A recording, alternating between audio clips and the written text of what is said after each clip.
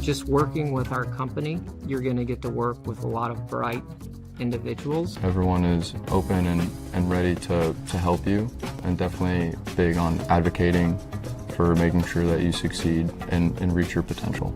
Everyone's goal is the same, to make the best products that we can for our clients and make sure that it is everything and more that it could be.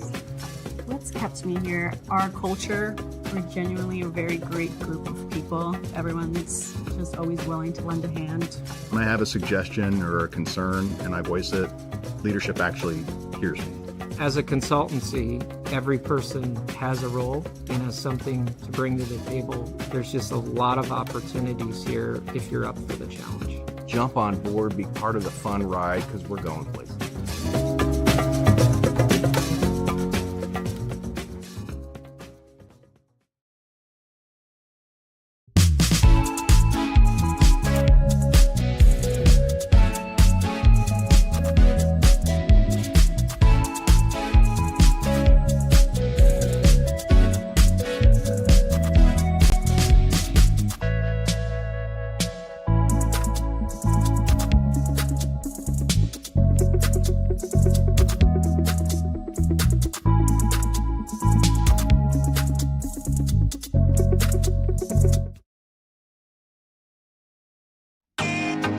Can't get to a computer? Then we've got you covered.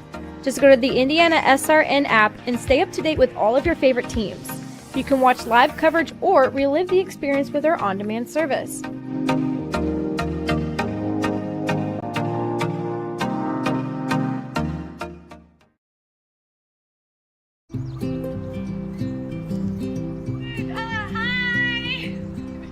You're good at making big announcements.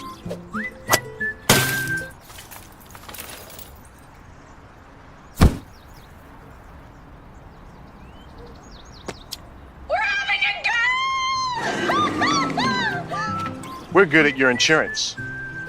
Start with Indiana Farm Bureau Insurance, online, over the phone, or in person, and stop knocking on wood. From warehousing to transportation and everything in between, Piper Logistics does it all. Centrally located, Piper Logistics has 2 warehouses in Indianapolis and a warehouse in Cincinnati, Ohio. Piper Logistics houses over 1 million square feet. Along with our transportation department, we can provide service to half the United States markets.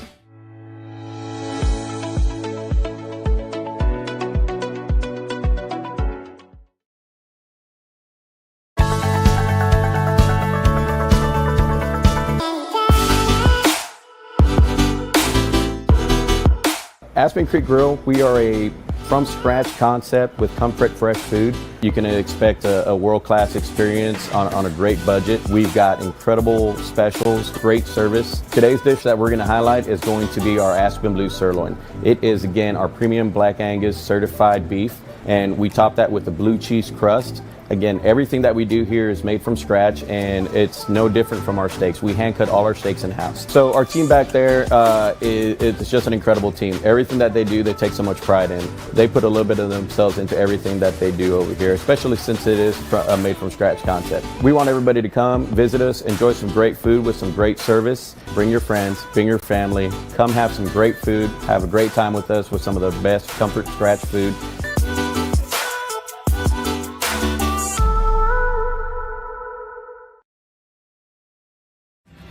Thinking about what to do after high school? Consider a career with Boilermakers Local 374. As a Boilermaker apprentice, you'll earn while you learn. We offer excellent wages and benefits, and as part of our no-cost hands-on apprenticeship program, you'll learn from the best in state-of-the-art training centers and on the job. Become a union Boilermaker and get on your way to a great career. Find out more, visit www.local374.org or call 219-845-1000.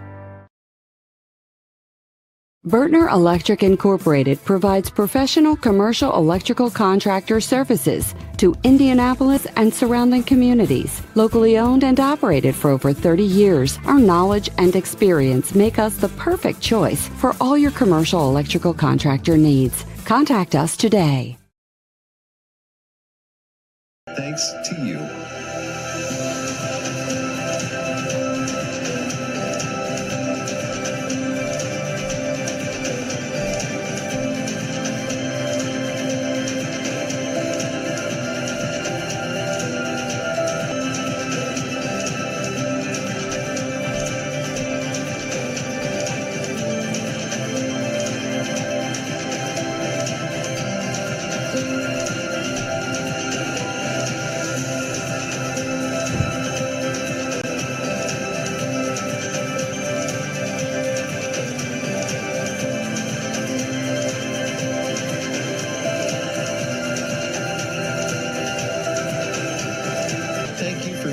Standing with us. You are truly making a difference in the lives of our neighbors in need.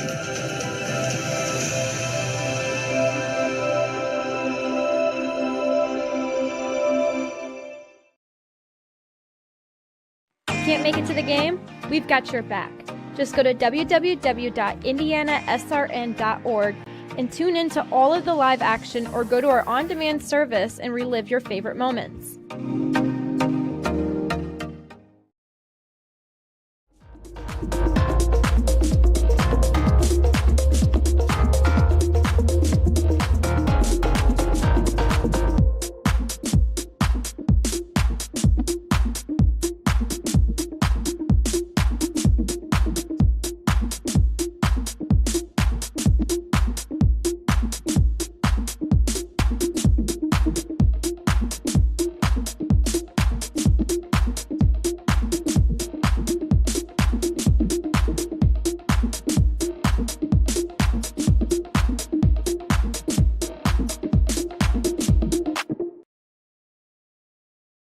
Sports fans, welcome back to Game Time, to pure spirits, to pure sport. Welcome back to high school sports. Fans, I'm IHSA Commissioner Paul Knighty, and I just want to say, welcome back. This is Game Time. This is Indiana high school sports. This is your IHSAA. Hey, Indiana, let's clear the air about vaping. Glue, rat poison, paint. We all know these products contain poisons like formaldehyde, arsenic, and lead. And these are just a few of the chemicals you'll find in e-cigarette vapor. Let's clear the air, Indiana. Don't puff this stuff. Visit don'tpuffthisstuff.com to join the fight and spread the word.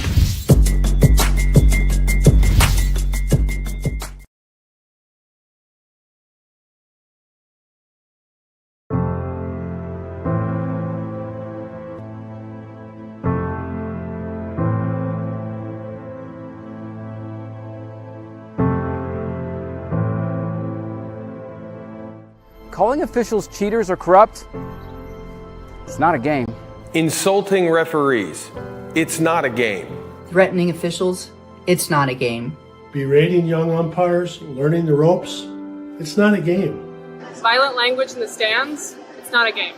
Verbal abuse from the sideline, it's not a game. Screaming at a referee in the parking lot, it's not a game.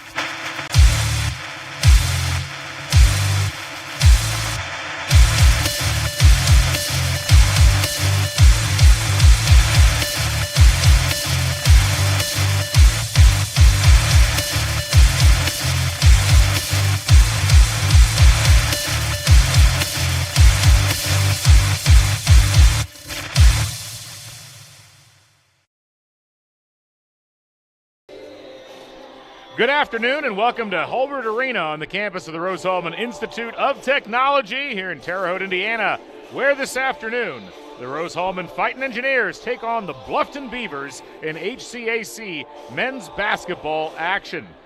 Today's game is sponsored by Morales Group, building better futures, one story at a time.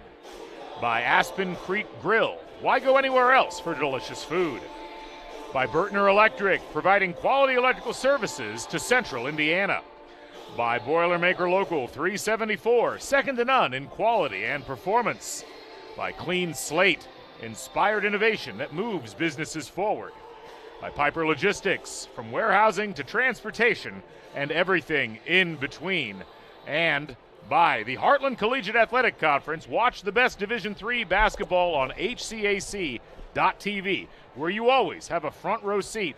Follow us at HCACDIII on social media. I'm Galen Clavio alongside Tony Donahue for the second of our doubleheader action today. We just saw the Rose-Hulman women's basketball team knock off Bluffton on this very floor about an hour ago. Tony, we come into this contest, same schools, different teams on the men's side now. Rose-Hulman comes into this game feeling pretty good about their chances, especially after how their month has gone so far. Yeah, I think if you're the men's squad here with Coach Sales, you want to copy and paste what the women did, and that started with defensive intensity, led to 20-plus point victory earlier this afternoon. But yeah, you're exactly right. Rose-Hulman has been hot since the turn of the calendar. They've won 4 straight. They're a different team than maybe folks saw about a month or month and a half ago. Miles McGowan's still your leading scorer, but man, over the last couple of weeks, the point guard play has really stepped up. Kobe Studemeyer had a big 33-point effort a week ago on Saturday, his career high. And that big comeback the other night was led by Bradley Harden, who finished with 23 points. Yeah, you mentioned that comeback in their most recent game up at Manchester. They have the biggest comeback in school history, 21 points. They complete the comeback with a 73-70 victory. And that's the type of win that for a team that's trying to get on the right side of 500 and still in the conference race can make a huge difference. Yeah, that's a great point. I mean, you look at Rose-Hulman right now, 5-4 in the HCAC standings. It's kind of a mumble jumble from the top, really, with Anderson at 7-2 all the way down to Rose-Hulman. So you certainly don't want to lose this afternoon to a team that's 1-8 in the conference. But yeah, what a huge comeback, the biggest since 98-99 when those stats were first kept. 21 points at halftime, and it just shows the poise this Rose-Hulman team has. I don't think their record shows how good they are at 7-9. This is a composed group, and there's so many different players that step up each night. We'll talk about Rocco Ritchie. We'll talk about Cole Pride. Miles McGowan, obviously the leading scorer. I like what I see out of Miles McGowan almost every night. Last week got in foul trouble on Saturday. They still were able to win. I expect to see a heavy dosage big number 42 here this afternoon. You can see the Fighting Engineers having come out onto the floor for another warm-up. They've had a pretty long warm-up coming into this game. We had about 50 minutes of warm-up as we got started. These two teams matched up once already this season, and Rose-Hulman in a tight game ends up coming out on top 69-68, but that was a game that both of these teams are going to have in mind tonight. Yeah, I talked to Coach Hammond, the assistant coach, a little bit earlier, and he said they threw a zone at us and a little bit of full-court pressure that kind of had us lackadaisical early on. Once we adjusted to that and got going, it came down to the last possession. But always good to pick up an HCAC road victory. Now you want to back that up by taking the season sweep, by going 2-0, just like the women did here earlier this afternoon.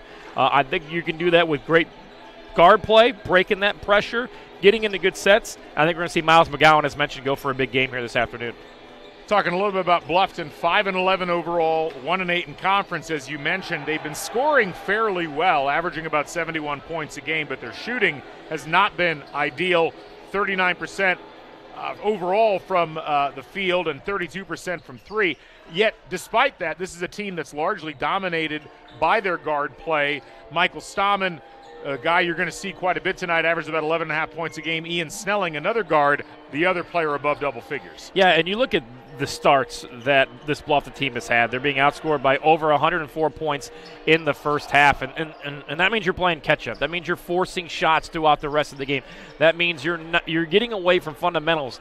allowing second chance opportunities, turning over the basketball. So getting off to a good start here early in this one for Bluffton will be key to stay in it.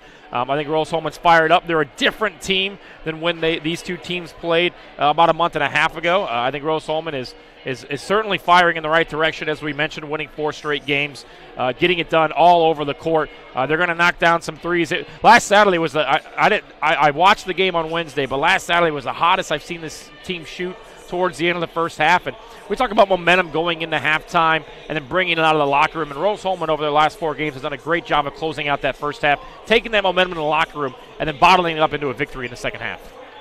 Just a reminder, folks, you can unleash the power of passion with IndianaSRN. Always a front row seat. Contact us at sales@IndianaSRN.org to discuss how we can customize a sponsorship package that maximizes your brand and exposure. Again, IndianaSRN.org, Central Indiana's sports leader. Well, we appear to have had a bump in the pregame. 3:40 is the tip. We thought we were headed towards a tip at 3:30, but that's been delayed by 10 minutes. So we're going to take a break. We'll regroup and come back with more right after this here on RHIT.TV. So my goal is to get involved in space industry and learn about what lies beyond the Earth's horizon.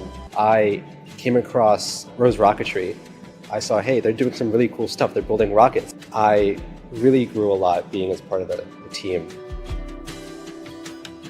Last year, through Rose Rocketry, I was able to attend SED's Space Vision 2022, which was a student conference for people who want to get involved in space. And I was able to go to Washington, D.C. and talk to so many people within the space industry who come together and say, this is what the next goals for space are. Being at Rose, I was able to hone my engineering skills to push myself to get involved in the field further and learn about all these different opportunities. And I don't think I would have really gotten that at a bigger university.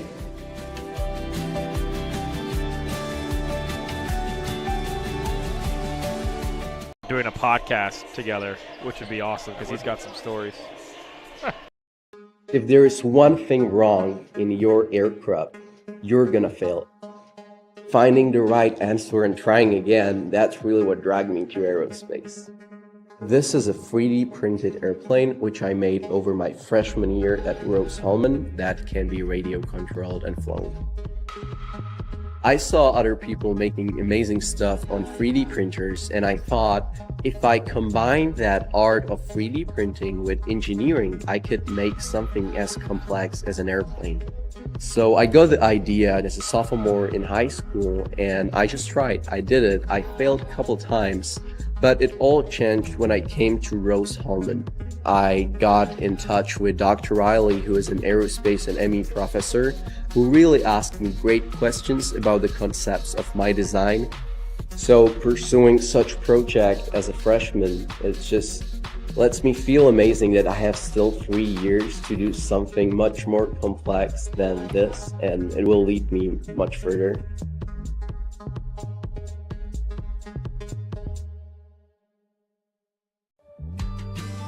So my goal is to get involved in space industry and learn about what lies beyond the Earth's horizon. I came across Rose Rocketry. I saw, hey, they're doing some really cool stuff. They're building rockets. I really grew a lot being as part of the team.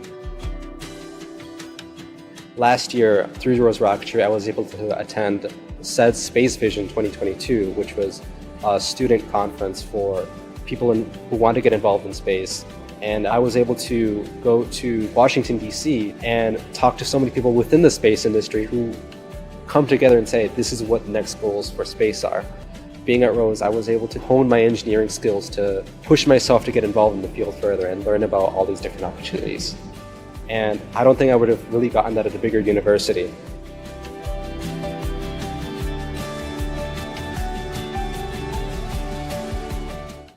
$575 of them from 40 states and 19 countries, with a record-breaking number of applications. Did you forget about Rose's outstanding class of 2023 and how 99% of the graduates have landed a position in their dream fields, graduate school, or the military? The renovations to Munch Hall are finally complete, so I'm sure he'll have plenty to eat at the updated Munch Cafe by the new living mall. We just broke ground on a new residence hall that will be ready for fall 2025. We celebrated a record-breaking homecoming with more than 2,000 alumni, students, and friends commemorating the 100th anniversary of the bonfire with our first ever drone show. We also welcomed 267 employers for our fall career fair.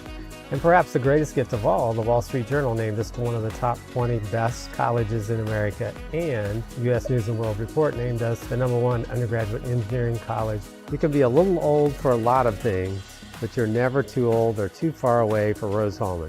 2023 was a year of adventurous journeys, of coming together, of growth.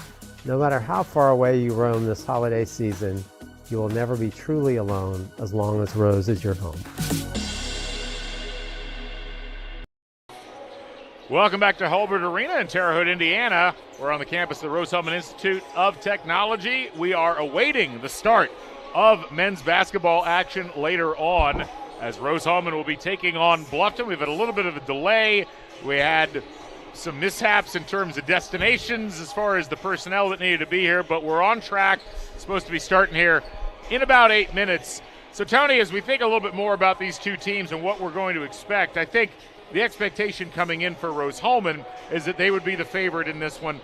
They've played very well recently. As you mentioned earlier on, they're getting very balanced scoring from across the roster.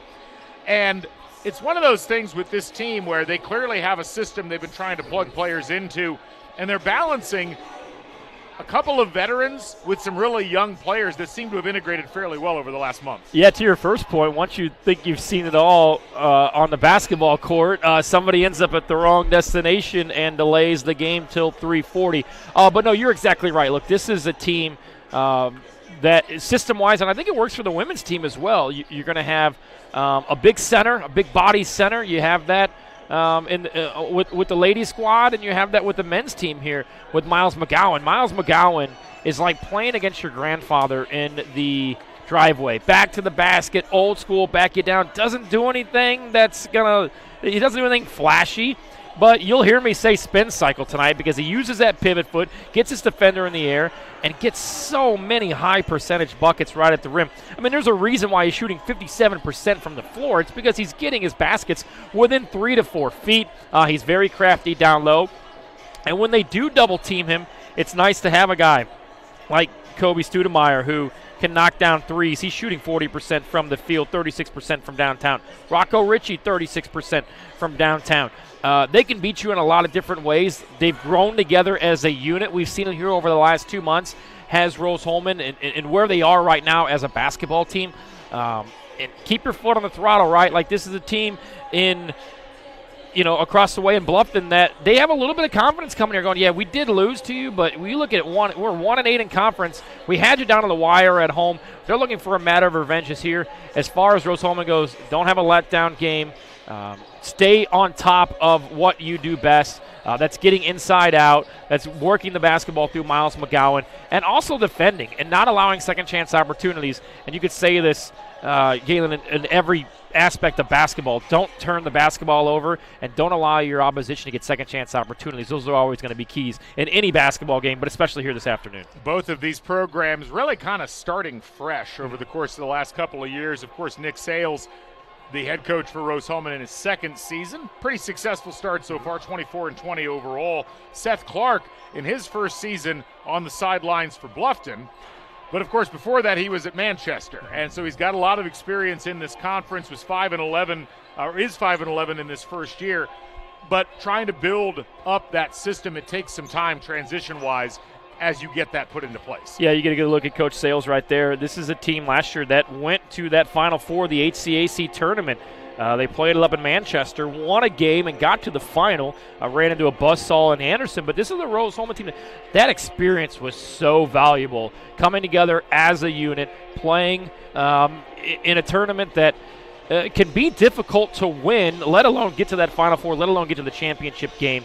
Now a lot of these key players have another year under their belt. Studemeyer, McGowan, Ritchie, Harden was a part of that team last year. Sabojevic, great shooter from outside. Cole Pride loves to crash the offensive rebounds. He'll get some offensive boards here this afternoon that'll lead to second chance opportunities for Rose-Hulman. But yeah, these two coaches still young in their program, still trying to figure out gaining valuable experience. I mean, we saw that in the girls' game earlier, or the ladies' game earlier this afternoon. It doesn't matter what the score is. If you can get as much valuable experience in these games, regardless of the score, if you're down 20, that's not what you want. But at least you get some of your younger classmen in the game, get them some experience that you can't duplicate on the practice court. So excited to see what happens here in this one. I love the depth of Rose-Hulman. Again, they can beat you 7, 8 deep. It seems like every night. Miles McGowan got into foul trouble last week, and it was Simon Blair who stepped up and played some key minutes in winning last Saturday. So for Rose-Hulman, stay hot, get off to a good start, put Bluffton down early, force them into making tough decisions, which would be for shots late in the shot clock possessions, and get out in transition and run on them. Not the only games in HCAC conference play happening today. A couple already finished. It was Hanover, 93-67 over Earlham, that taking place down in Madison. And then Manchester beating Mount St. Joseph, 75-71. This game will be starting at the same time as Transylvania traveling to Defiance. And then at 4 o'clock, you've got Franklin battling Anderson. That'll take place in Anderson. We'll take a break and come back with the starting lineups and hopefully the start of the game. It'll be Bluffton versus Rose-Hulman here from Holbert Arena. Along with Tony Donahue, I'm Galen Clavio, back right after this on RHIT.TV. An active athlete looking for enhanced performance, comfort, and recovery? Then Skins is the perfect choice for you. Our revolutionary sports compression product provides better oxygen flow in your muscles, helps reduce fatigue and pain from intense physical activity, allowing athletes to push their boundaries and perform better. Skins helps keep everything, including you, on track. So don't wait any longer. Get your Skins now and experience unbeatable performance. Take your game to the next level with Skins. They say nice guys don't finish first. So maybe it's time to reconsider what it means to be first. It's about being your best, but knowing you could be even better. It's being present, but respectful of history. You sure you want to make that move? It's donating something more valuable than money. It's believing in yourself and something bigger. It's coming from different families, but treating each other like brothers. It's not just being a man, it's being a Mason. Back here at Holbert Arena as we get set for Rose-Hulman versus Bluffton. And both teams have had quite a bit of time to warm up, probably pretty loose at this stage. You've been a competitive basketball player before. When you've dealt with this sort of a situation where the game doesn't start when you think it's going to, like what's going through your head and how do you kind of keep the energy levels where they need to be to start the game well? Well, this kind of reminds me of the varsity level in high school of if that JV game goes to like overtime or double overtime and it's 7-15, you're expecting a 7 o'clock start. It's like, how much do you warm up? How warm can you get? It'll be interesting to see how this first, let's call it maybe the first 2 media timeouts, as both officials, all 3 are now here, thankfully. Shout out to, not sure which one it is that came last second to get here on time. But yeah, it's a little weird. And we'll see how this first 4 to 5 minutes plays out. Are they a little bit tired, a little bit worn down? Will these jump shots be short? Because you're right, you expected to already probably be midway through the first quarter in this one. Both teams looking to try to get off to a good start. And what we've seen a lot with both women's and men's action in HCAC play, if you can get a few shots to fall early on, if you can try to figure out how your offense is going to flow, that can dictate the rest of the game. And the energy levels, I think, for both of these teams just in general and the approach that they're going to take are going to be dictated by what we see in the first few minutes of the quarter. Yeah, I think if you're Bluffton, you're tired of playing from behind. Obviously being outscored by 104 points in the first half. They're going to be playing from behind most of the afternoon. Let's head down to the floor now for the PA announcement of the starting lineups.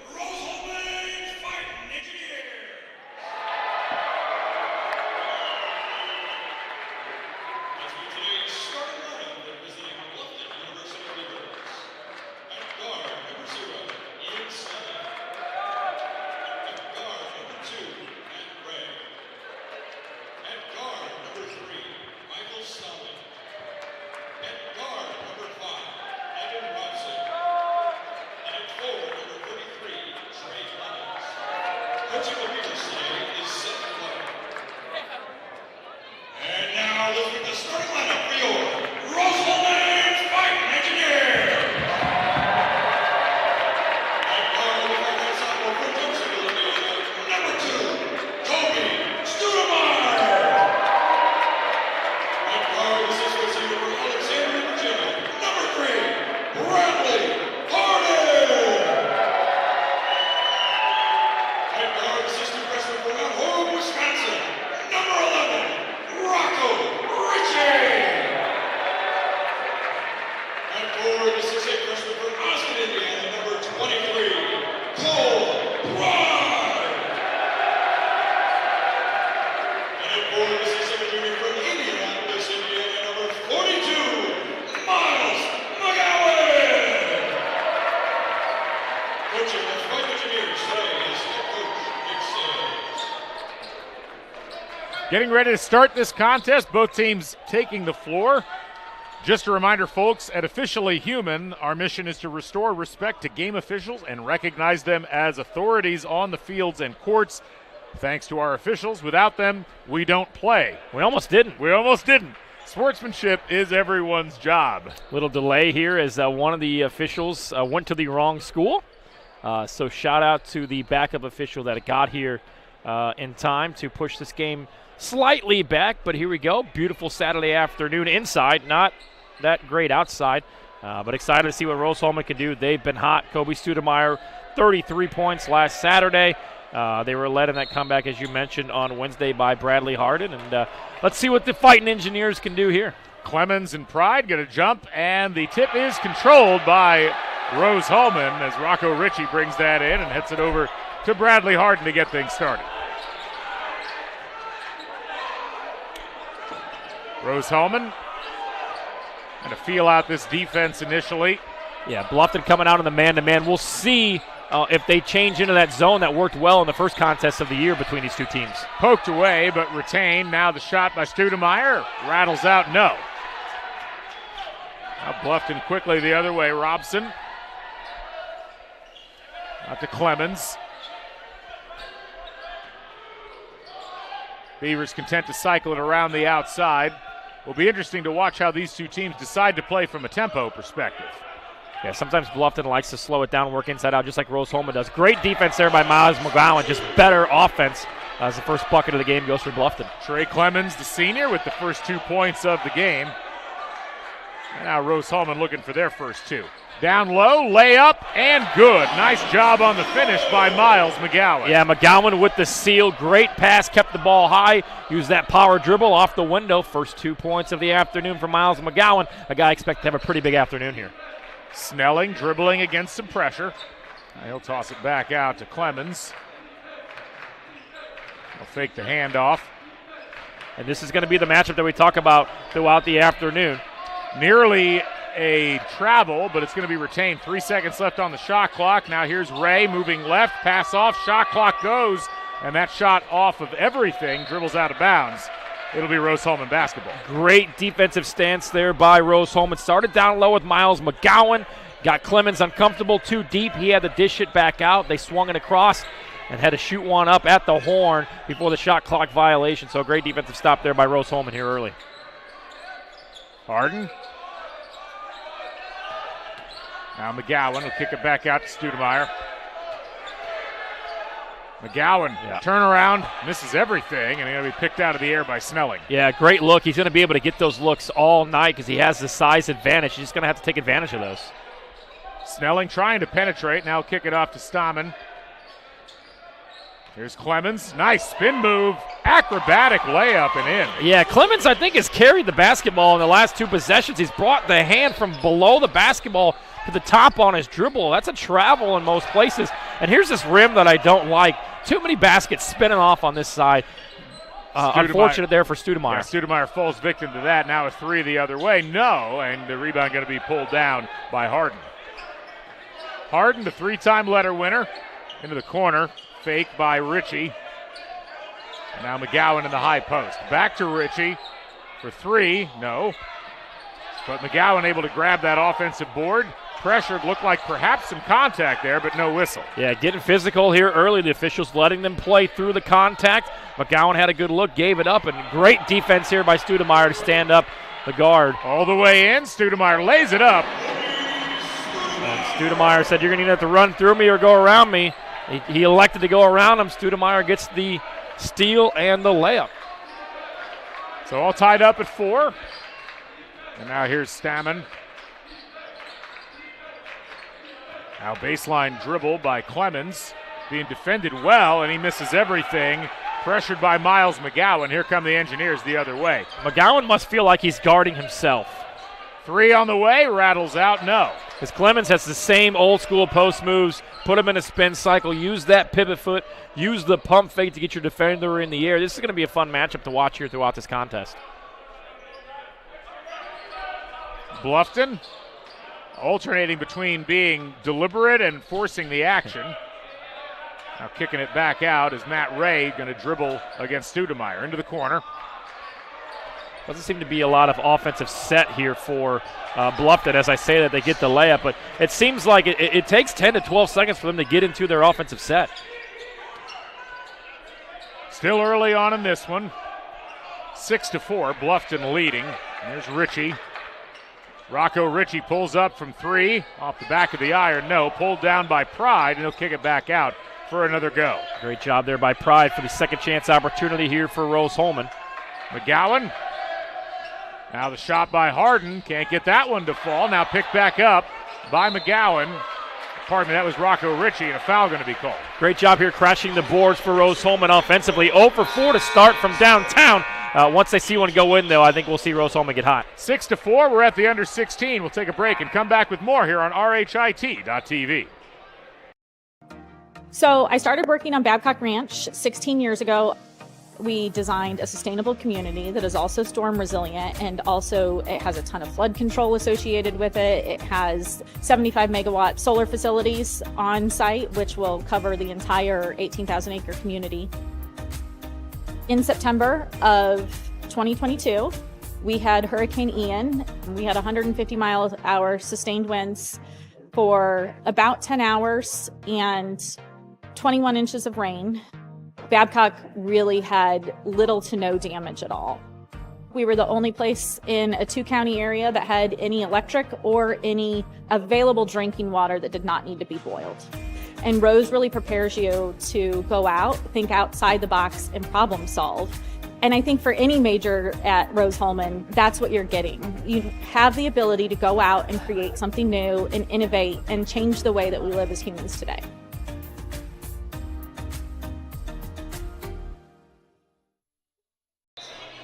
Back at Holbert Arena, Galen Clavio, Tony Donahue, and some good early moves here by Trey Clemens. Yeah, McGowan went for the steal, and Clemens spun around, had a wide open lane for the bucket. On the other side, it's been mostly interior play thus far for the Fighting Engineers. Yeah, Studemeyer there with the steal. Great defensive possession led to him going coast to coast for the layup. McGowan on the bench now. We'll see what they can do with Simon Blair now checking into the game. Let's see if they still try to work inside out. Drive by Blair, and he traveled. Yeah, it was the power dribble just went a little bit too high in the air, and by the time he gathered, his momentum already had him taking that next step without the basketball. Turnover there by Rose-Hulman. We'll see what they can do with Miles McGowan on the bench. Now Matt Ray to start this offense again for Bluffton. Stammen now baseline drive, kicked around.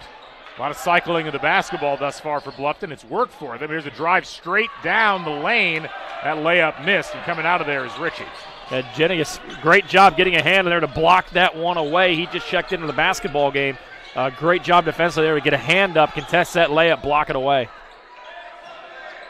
Rocco Ritchie looking for a little opening. Now Harden. See, Harden's got to take advantage of that matchup. He had the lane, fake left, go right, as you see him here. Look, and he's got the lane. Blocked out of his hands, however, and Bluffton scrambles after it. Harden throws it up. That'll be a shot clock violation. Yeah, and you had, when he got to the rack, you had that about 10 seconds earlier in possession. He can get to the rack. Probably should have been a foul call there. That's when you look when that defender comes over from the opposite block, that's when you dish that extra pass off for the layup. He would have had Blair there for a bucket. Just didn't see it, but I like the aggressiveness of Harden to go to the cup there. Josh Cruzy into the contest for Bluffton. He'll replace Nevin Robson. And Cruzy going to travel. Yep. There we go. Little trading of the traveling going on by both teams. And we'll see if they maybe work to this near side again with Harden. He has the lane. If he can just get that step, he's going to have another good look at a layup.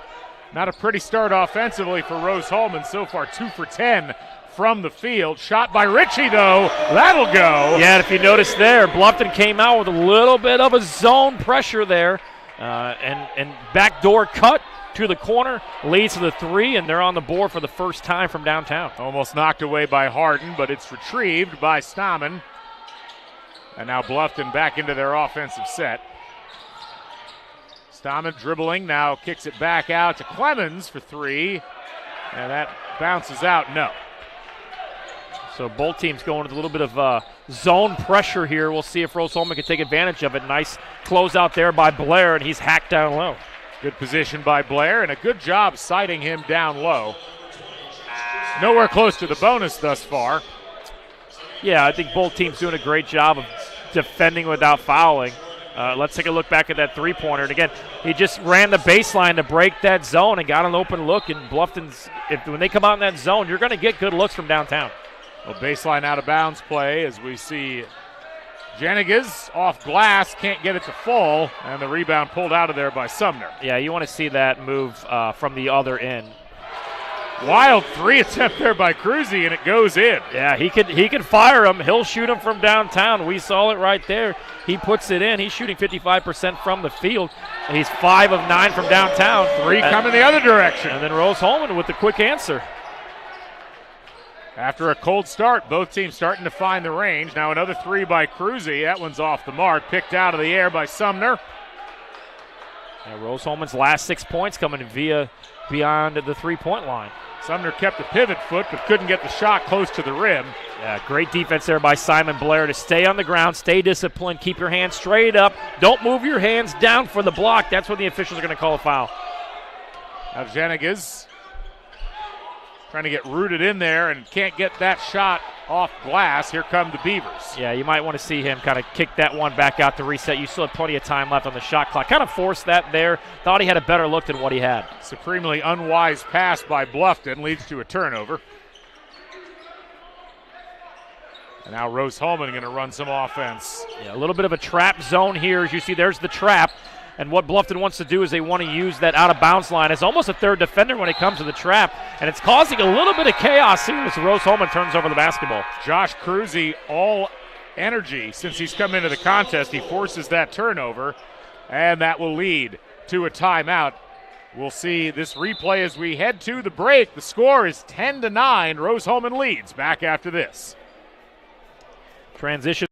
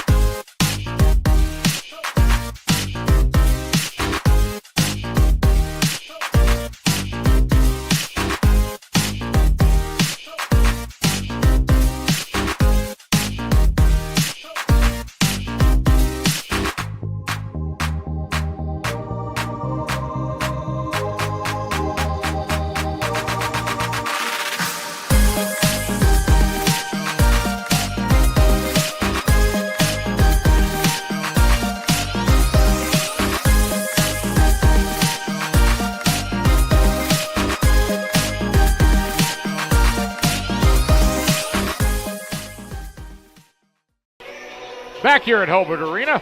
Just a reminder, folks, this broadcast brought to you in part by Tam's Sweet and Savory Cafe, offering traditional food just like Grandma used to make. A great staff and even better food. Check them out Wednesday through Sunday. Call ahead, 317-760-1640. Close game so far as both teams unable to pull away from each other in the early going. Yeah, a little bit sloppy, a little bit lackadaisical on both sides. Maybe that's because they got to warm up for 50 minutes. But nonetheless, the three ball has came alive here for Rose-Hulman. But they've got to do a better job defensively of not allowing Bluffton to get good looks heading towards the cup. Good offensive rebound by Josh Kroll. Almost a travel by Matt Ray, but he's able to save it, and they'll reset the offense. We should have a buzzer for every time we say almost a travel. There's been a couple here in this first half. Three ball on the way by Robson. No. Rebound pulled down by Bradley Harden. So the zone led to a couple three balls before that 12-minute timeout. And McGowan going spin cycle, spins it in. Miles McGowan able to drop that in. He's got 4. Remember when you were playing against your dad or your grandpa, and it was just so frustrating because they weren't doing anything that you didn't know was coming. They were just beating you because they were bigger and they could get that position. That's Miles McGowan's game. Matt Ray working against Harden, gets himself in the lane. No. Rebound pulled down, though, and a nice job by Nevin Robson. He gets his first points. You said it best in the women's game earlier. Sometimes bad shots lead to good passes. That's certainly what happened there. Cross court. McManus for 3. That's off the mark. No. Yeah, excellent look there. Broke the zone pressure. They're going to give him that 3. You got to knock that down wide open. But he redeems himself on the other end. Troy McManus pulls that out, but a turnover right after that. And leads to an extra pass, and this guy's going to shoot it every time he gets it. Reminds me of myself. Josh Cruzy unable to get that one to drop. 1 point lead for Rose-Hulman, and now McGowan has it knocked away. Yeah, Rose-Hulman there has to communicate a little bit better. Let Miles McGowan know that a double team is coming in that pressure and to kick it back out. Wide open, Ray unable to get it to drop. Yeah, Bluffton struggling from downtown here to start this one. Both teams struggling from everywhere. Rose-Hulman for 3, no. 5 for 17 from the floor, but they'll get it as the ball knocked out of bounds, the officials say, by Bluffton. Yeah, I mean, we're halfway through this first half. We talked about it, a little bit of a delay to start this one. We had the women's game, a little bit of delay from the officials. Didn't start till 3:45, about 55 minutes after they started warming up. That's kind of led to this slower start for both teams. We've seen a lot of shots end up on the front rim short, which means your legs aren't really underneath you. Whichever team can gain some momentum here and string together stops defensively and lead the points will space themselves out here in the first quarter. 3 on the way from Savovich. Can't get it to fall. Now McGowan, double team, gets through it, up, and the foul. Yep, Miles McGowan. Again, there has to be communication, though, when he's getting that double team. Luckily, there when the ball was batted out of his hands, he gathered it and went up strong with it for the foul, which we'll see him do. But there's got to be some communication coming from the outside when there's a double team coming, because that's twice now that's been batted out of his hands. McGowan, you see on the replay, just sticking with that and not bothered by the defenders surrounding him. And he will knock the free throw home. McGowan with 7 of the 15 points for Rose-Hulman. They lead by 4. Yeah, good start for him. Good high percentage looks down low. He missed that one turnaround, but since then he hasn't missed. Kroll. Now Miles Thomas, new face in the game. Sumner. Shot fake out on the perimeter. Now the 3 taken by Thomas. That's short. Very Larry Bird style from way behind the head. Ritchie, no. Picked up by McGowan. He'll spin. Baseline now tied up. Try to get that off, and it bounces off the bottom of the basket. It'll remain Rose-Hulman basketball. Yeah, Miles McGowan wanted a foul there. Look, Bluffton's saying when it gets down low to McGowan, we are going to double, even triple team him, which is what we saw right there. McGowan's going to have to go up strong and finish or kick it outside of the open man. Stoudemire triggers. Now Ritchie spins. Stoudemire runs to that spot. 3, no. Yeah, Rose-Hulman getting some really good looks from the corner 3. They just aren't falling here early. Josh Kroll off to Sumner. Now Bluffton going to drive baseline, kicked it into the middle. Layup rattles out, and Rose-Hulman comes out of there with the board. Yeah, Ritchie skies for the rebound. He's going to take it coast to coast himself. Offensive rebound not quite there, and Bluffton pulls it back out once again. Yep. Beavers have numbers. Layup good, and that's Connor Martin. Yeah, Cole Pride there offensively on the offensive rebound. Tried to dunk it home. The ball took a weird carom off the rim. that led to the rebound from Bluffton and a transition bucket to cut it to a 2-point lead. Studemeyer face up against this zone, fakes the three. Gets cut off. Now back up top to Savovich. No. Tipped up. Rebound pulled down. And a foul as Cole Pride will head to the free throw line. Yeah, that's a great look for Savovich. He's going to knock that down 50% of the time. That time, though, really good look. Just couldn't get it quite to fall. The three ball's coming of a premium here for both teams. 15-13. Rose-Hulman leads in a scrappy one. We'll come back right after this on RHIT.TV. If you had the under, it's off to a great start.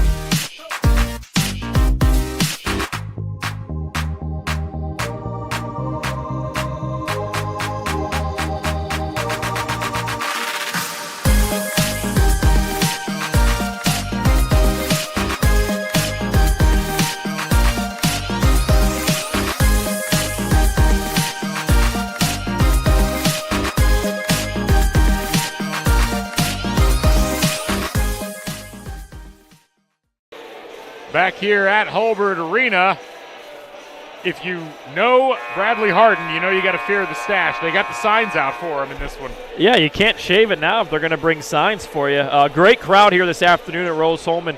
One of the best crowds we've seen all season.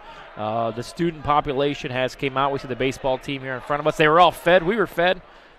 Thanks to Papa John's and everybody here. So great crowd. They got behind the women's game earlier this afternoon, which led to a victory, and they're hoping to do the same here on the men's side. First free throw up and good. You mentioned the lack of scoring as we were going to break. Both teams really struggling from the field. Bluffton 6 for 20, only 30%. Rose-Hulman only shooting 25% so far in this one. Yeah, and Rose-Hulman knocking down those 2 threes, which has given them that 4-point separation. Yeah, I mean, you look, we can go back to them warming up for 45 minutes. Some of these shots are just short, and Rose-Hulman has had really good looks from downtown. They just keep coming up short. So I think once they see a couple go in, but if I'm Rose-Hulman, I'm looking at that pump fake. They're going to throw the zone at me, which means they want me to shoot the three. If I pump fake, get my defender in the air, it's going to allow for some good drive to the rim. A Euro step attempt there by Connor Martin, no, but he'll pick up the foul and head to the line. Yeah, McGowan, I believe that's his second. He said, look, that was on me. I didn't think it was a foul. It was good, hard defense. But nonetheless, that was McGowan's first.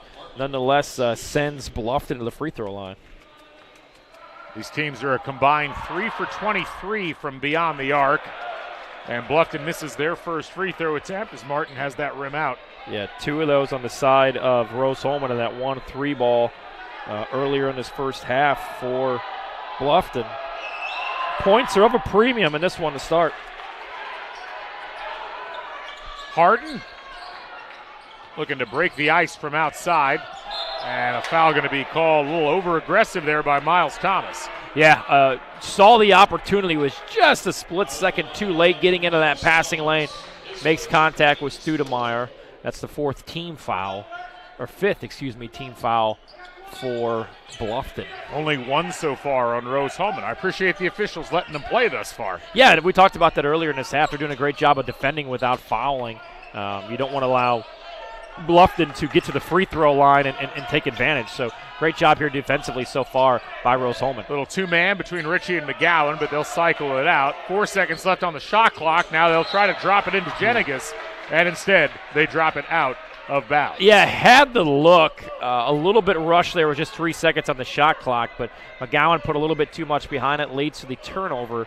And with the 3 ball here, Bluffton can tie it right back up. 7 turnovers on Rose-Hulman thus far in this one. Yeah, a little bit lackadaisical. Need to have a little bit swifter passes as well. And they're coming out with a little bit of a different look here defensively.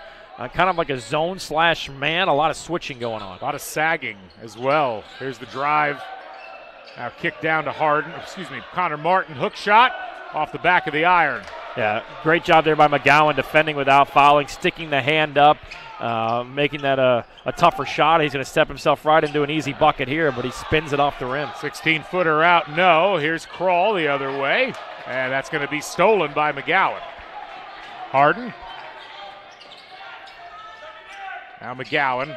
Perimeter Ritchie looking in. Can't find anybody. Now Studemeyer fakes to his left. Step back. Long three. Got it! Yeah, feeling it. Picking up right where he left off. And the last time they were on this floor, he's been knocking down shots. Kind of the old step back James Harden right there. Hesitated a little bit, realized how open he was, and splashes it home. That's 3 threes here in his first half for Rose-Hulman. Studemeyer with 5 so far on the night, and missed shot from deep. Here comes Rose-Hulman. Chance to extend this 6-point lead. Now Harden pull it back out again. Yeah, I like that he pulled it out here. What led to a good bucket on the last possession was setting up your offense here, having a longer possession. They've been hurried into a few shots here, but when they set themselves up and slow it down, the tempo there, they get good looks, which they did there. Harden was just a little bit off balance.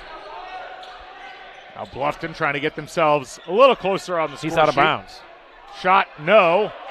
Ended up not mattering, but it did look like Sumner was standing on the line. Now Studemeyer back the other direction. Yeah, officials have a lot to look at. And in a shot like that, you're usually looking for a foul and not where the feet are. Jenigas moving in the post. Hook shot up and good. He moved Sear Sumner right off of his block. Yeah, the product of Vancouver, Washington, lowering the shoulder, getting big, using that strength, getting the easy bucket.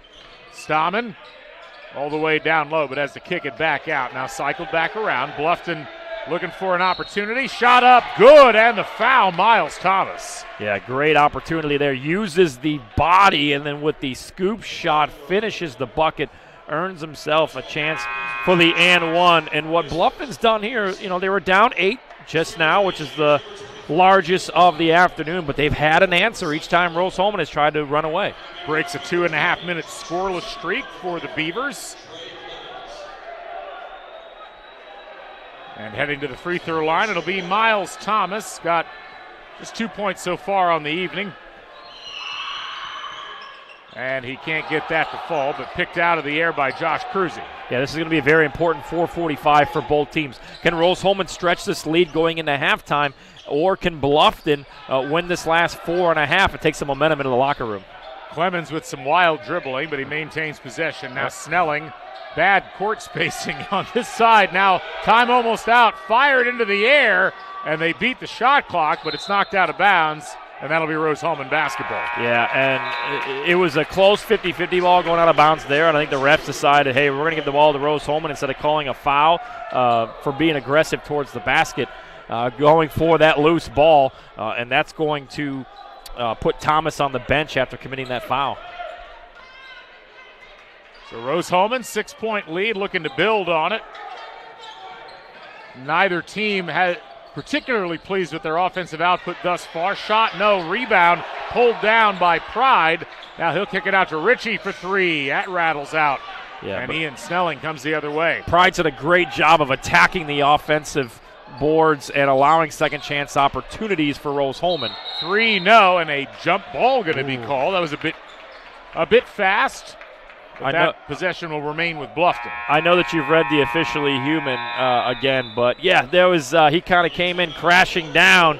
I thought it could have been a foul here as 2 players come crashing in and take out Rocco Ritchie, but nonetheless they call the jump ball. We'll take a break and come back with more here on RHIT.TV. Anxious over algebra? Call Ask Rose, the free science and math homework helpline. It's free world-class tutoring. Just call, chat, email, or screen share. Learn more at AskRose.org. Confused by chemistry? Call Ask Rose, the free science and math homework helpline. It's free world-class tutoring. Just call, chat, email, or screen share. Learn more at AskRose.org. A good engineer, a good mathematician, a good scientist can identify problems.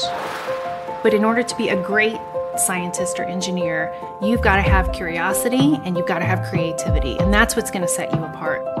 You can't teach curiosity. You just need to encourage your student to be curious. curious in anything that they do. Curious so that it brings out the innovations, the new ideas. Welcome back to Holbert Arena, 22-16. Rose-Hulman leads Bluffton. Well, folks, this broadcast is brought to you in part by Wheeler Mission. For 125 years, Wheeler Mission has been a pillar in the Indianapolis community, providing help, hope, and healing to people in need. Volunteer today. Call 317-686-6239. We'll have a baseline out of bounds for Bluffton as we get things resumed. Neither team shooting the ball particularly well, both around 26%. Rose-Hulman's had a little more success from deep. That's really the margin in this contest so far. Three-pointer banked it in. We got one. We got one. He called it. Matt Ray knocks that one home from the corner. 3-point game now. Richie the other direction. Shot up and good. Yeah, nice job there. They've shot enough threes that it allows the pump fake defender in the air. One dribble into a mid-range jumper, knocks it down. Rocco Ritchie with 5, and that's the margin right now for Rose-Hulman. Now Ray drives, gets up in the air, can't get that to fall, and the rebound by Cole Pride. And we'll see if Rose-Hulman pushes it here. Pride, pull up 3, no, but the rebound pulled down by Simon Blair. He'll keep the possession alive. Great extra pass here. Now Richie steps in, long 2, can't get it to go, and the rebound pulled in by Josh Cruzy. Yeah, Rose-Hulman getting really good looks. Just haven't been able to get them to go down. So Matt Ray, 3 points on the night. Been kind of the spark plug energy-wise for this Bluffton team. That 3 way off the mark by Josh Cruzy, and here come Rose-Hulman. Man, I used to have a green light like he does. And every time he gets it up, every time he gets the basketball, he's putting up a 3. So if I'm Rose-Hulman defensively, I'm selling out. As soon as he gets the basketball, I'm going to assume that it's going to go up, which will allow you to close out and get a block. Looking forward to halftime. Adam Rosen, the head baseball coach here at Rose-Hulman, going to join us to discuss the upcoming season. Kick ball called on that last possession on Snelling. So Rose-Hulman gets it on the side out. And here's Harden getting back into the offense. Ritchie. Now Studemeyer fakes, drives to the elbow, now kicks back out. 3, rattles out. Yeah, the 3 balls of a premium here on both sides. Rose-Hulman have shot double what Bluffton has. They're getting good looks from the outside. They're just not getting them to fall. Clemens uses the shoulder to clear some space. Shot, no. And Studemeyer knocked down. Yeah. They're going to call a foul. Rightfully so on Michael Stammen. Yeah, great defense there by Miles McGowan, which led to the contested shot, which led to the miss. And then, yeah, just aggressive there going for the basketball. Stammen went for it, got tripped up, fell into Studemeyer, and it led to the foul. So shooting the rest of the way here for Rose-Hulman, I would like to see them go down to Miles McGowan and get a good look, because he's either going to finish it and get fouled, or he's going to get fouled and earn himself a chance at the free throw line. Rose-Hulman looking to connect a bit more from outside. Only 3 for 18 so far in this contest. Richie thought about it, now steps in. He'll put up a little runner and gets it to fall. Yeah, and a great job there on back-to-back buckets by Rocco Ritchie, using that pump fake, get the defender in the air, move yourself into a better, more high-percentage shot. He's been able to do that on 2 of the last 3 possessions. Ray thought about the pull-up. Beavers down by 7, their largest deficit of the game. Robson kick out. Now Snelling for 3. Gets it to fall. Yeah, just got his defender a little bit leaning, and he made him pay for it. Now Pride, turn around on the baseline. That's off the mark, but a foul going to be called on Trey Clemens. Yeah, late call there. I think it was a foul. Not the best look if you're Cole Pride, fading away from the corner, but gets bailed out there to earn himself a chance to earn him back from the free throw stripe. Pride's got 9 rebounds, hasn't hit from the field. That was a pretty obvious foul as we see it on replay. But Pride's 2 points in this game both came from the free throw line earlier on. Yeah, great job by everybody here on RHIT.TV team. Chuck, Savannah, Mr. Thacker down there doing a great job with the camera on the floor. Long day this afternoon with 2 games, and then obviously the delay in between. So all get home safely and watch some football. Pride, the freshman out of Batesville, Knocks down that one. And we'll see Simon Blair come back into the contest, and he'll give Miles McGowan a break.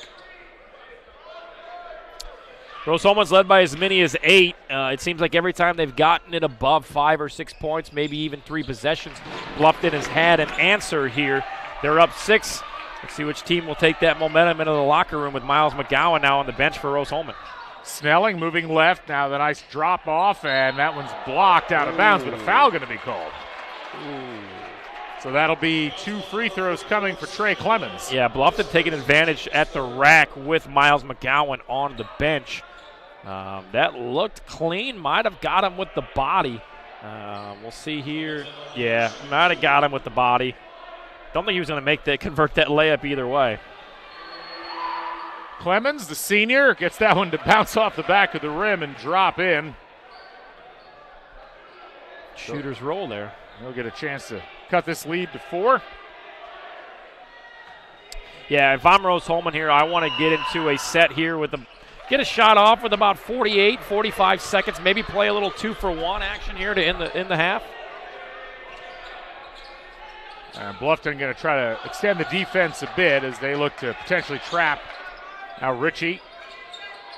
2-3 zone here from Bluffton. Studemeyer trying to drive into it. Pulls up from 18. No. Long rebound back to Studemeyer, and he'll hit Harden in the corner. Back out to Ritchie. He's set for 3. Great job there by Bradley Harden. Pump fake. Extra pass leads to the open man from downtown to push this lead to 7. And they went 2-for-1. They should get the basketball back with about 8 seconds. Now Snelling to Clemens. Face guarded by Blair. Tried to spin, and that's knocked out of bounds. Yeah, I thought he took an extra step there, but great job here by Bradley Harden. Pump fake, extra pass, man in the air, leads to the wide open 3, and they finally get one to go down. Timeout, we'll keep it here. 30-second timeout by Bluffton as they like to talk about what they want to do. Well, folks, just a reminder, this broadcast brought to you in part by Boilermaker Local 374. Boilermakers Local 374 represents highly skilled, highly motivated workers in field construction and metal fabrication throughout the state of Indiana. Start your career with Boilermakers Union Local 374. Call us at 219-845-1000. Well, 31-24. Obviously, if you're Bluffton, you want to get some points on the board in this possession. What are you looking to do? Yeah, I think, you got 24 seconds on the clock. If I don't sneeze here. You got 11-second differential. I think if you're Bluffton with McGowan game, you want to make sure that you get down inside off of this inbound pass. Maybe have a cross screen down low, seal your man for a layup or something down low. Take advantage of McGowan not being out there. I know that Cole Pride brings and Simon Blair brings some size as well, but I think if you work it down low here, you get a chance at a high percentage bucket. Matt Ray moving left. Now Snelling, 3 seconds on the shot clock. Long 3 off the mark. No, pulled down by Ritchie, and a timeout going to be called. Exactly what you wanted there if you're Rose-Hulman. A great long possession defensively leads to a NBA range 3. Now you got the basketball with a chance at a last shot of the half. And you can, with the bucket here, you'd build your biggest lead of that first half, which right now sits at 8.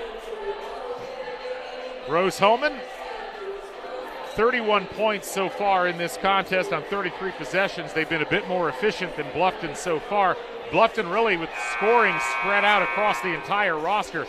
It's been Rocco Ritchie as the leading scorer for Rose-Hulman. Yeah, Ritchie's knocked down a 3 from the outside. Had a good look at a second chance opportunity for a bucket. You check Miles McGowan here. You don't have to feel rushed with 10.5 seconds to go. Obviously, first and foremost, break this press. That Bluffton is going to show you. Break the press. You want to break that around the 6-second mark, and then maybe work it down low to Miles McGowan. If he can get to the basket quickly for a hoop, you take that. If not, and the double team comes, kick it out for an open shot outside. Triggered inbounds, and here is Studemeyer. 6 seconds. Dribbles through a couple of defenders. Now right down low to McGowan. Got it blocked. Oh. Gets it back up. They're going to say that shot did not get out of his hands before the horn sounded. Man, they drew it perfectly. The pick and pop, the pick and roll. McGowan rolls to the basket, has a wide open lane. The ball gets deflected. He goes up in the air with it, gets hit, comes down with it, and puts one up at the horn, but it doesn't go. But a great look there to finish the half. And I think Miles McGowan and this Rose-Hulman squad has the momentum heading into halftime. The score stands 31-24. Rose-Hulman leading Bluffton. We're going to take a break. We'll come back with our halftime guest. Be sure to stick with us here on RHIT.TV. If there is one thing wrong in your aircraft, you're going to fail. Finding the right answer and trying again, that's really what dragged me to aerospace. This is a 3D printed airplane which I made over my freshman year at Rose-Hulman that can be radio controlled and flown. I saw other people making amazing stuff on 3D printers, and I thought if I combine that art of 3D printing with engineering, I could make something as complex as an airplane. So I got the idea as a sophomore in high school, and I just tried. I did it. I failed a couple times. But it all changed when I came to Rose-Hulman. I got in touch with Dr. Riley, who is an aerospace and ME professor, who really asked me great questions about the concepts of my design. So pursuing such project as a freshman, it just lets me feel amazing that I have still 3 years to do something much more complex than this, and it will lead me much further.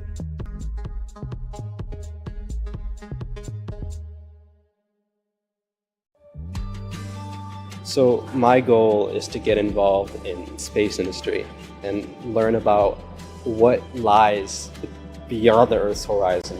I came across Rose Rocketry. I saw, hey, they're doing some really cool stuff. They're building rockets. I really grew a lot being as part of the team.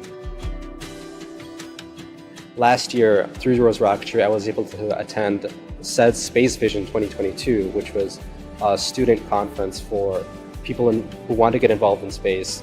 And I was able to go to Washington, D.C. and talk to so many people within the space industry who come together and say, this is what the next goals for space are. Being at Rose, I was able to hone my engineering skills to push myself to get involved in the field further and learn about all these different opportunities.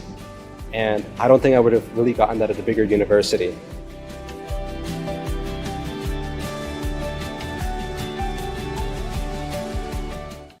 $575 of them from 40 states and 19 countries, with a record-breaking number of applications.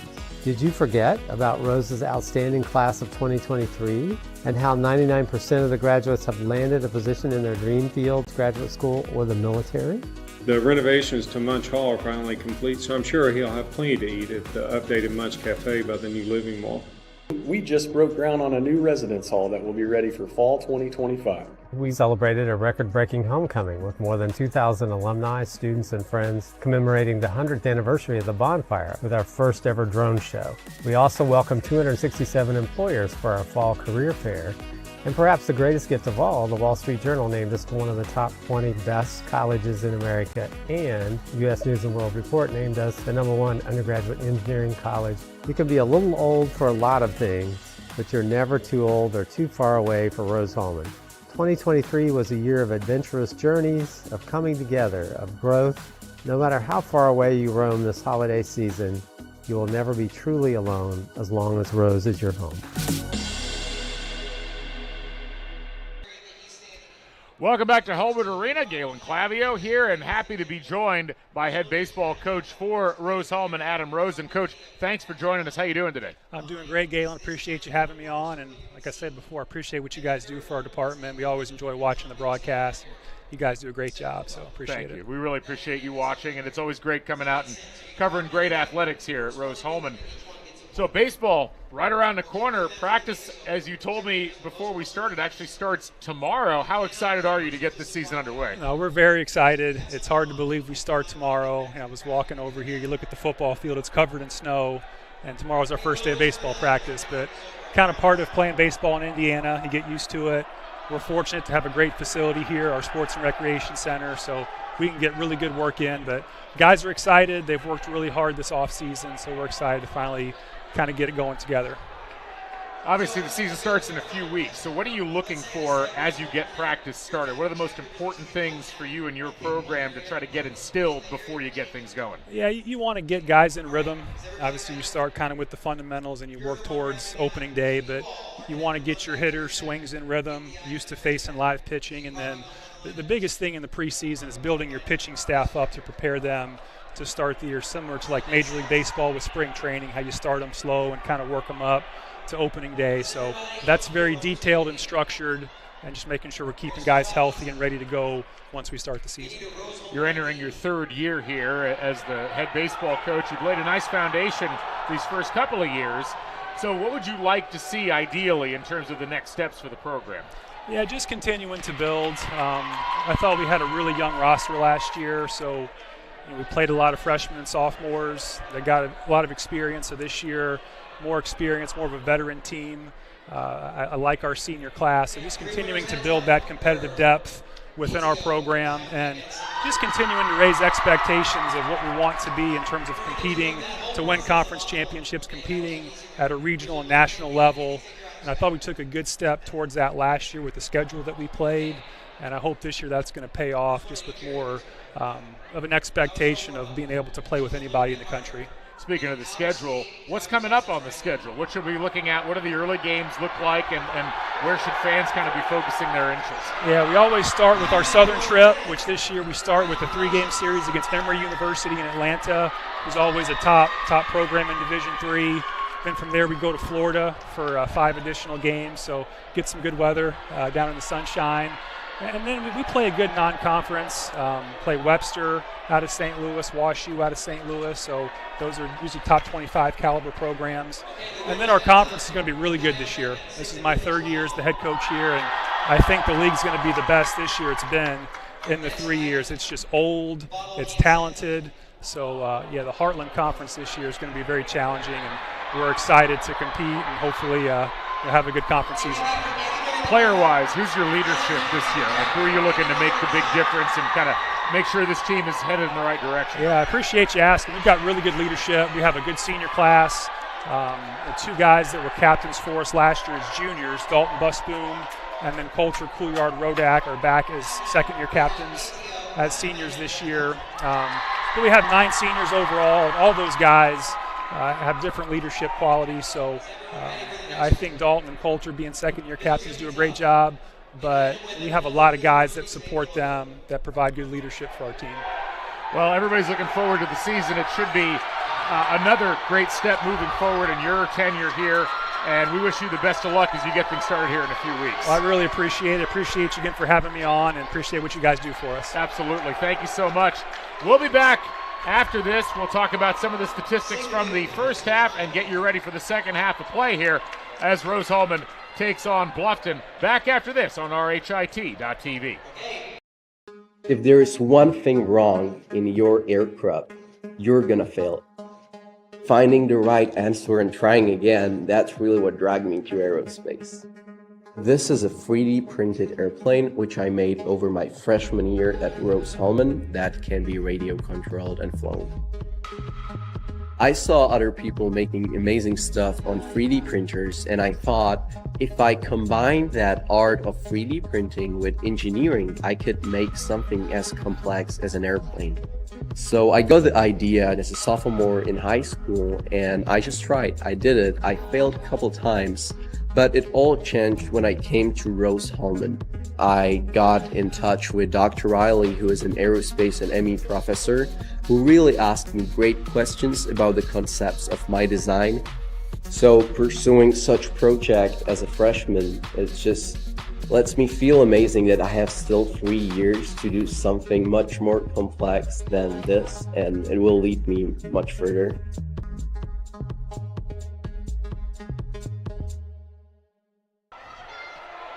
Back here at halftime, Hulbert Arena, some excitement on the court as it's Greek night during the day here at Rose-Hulman.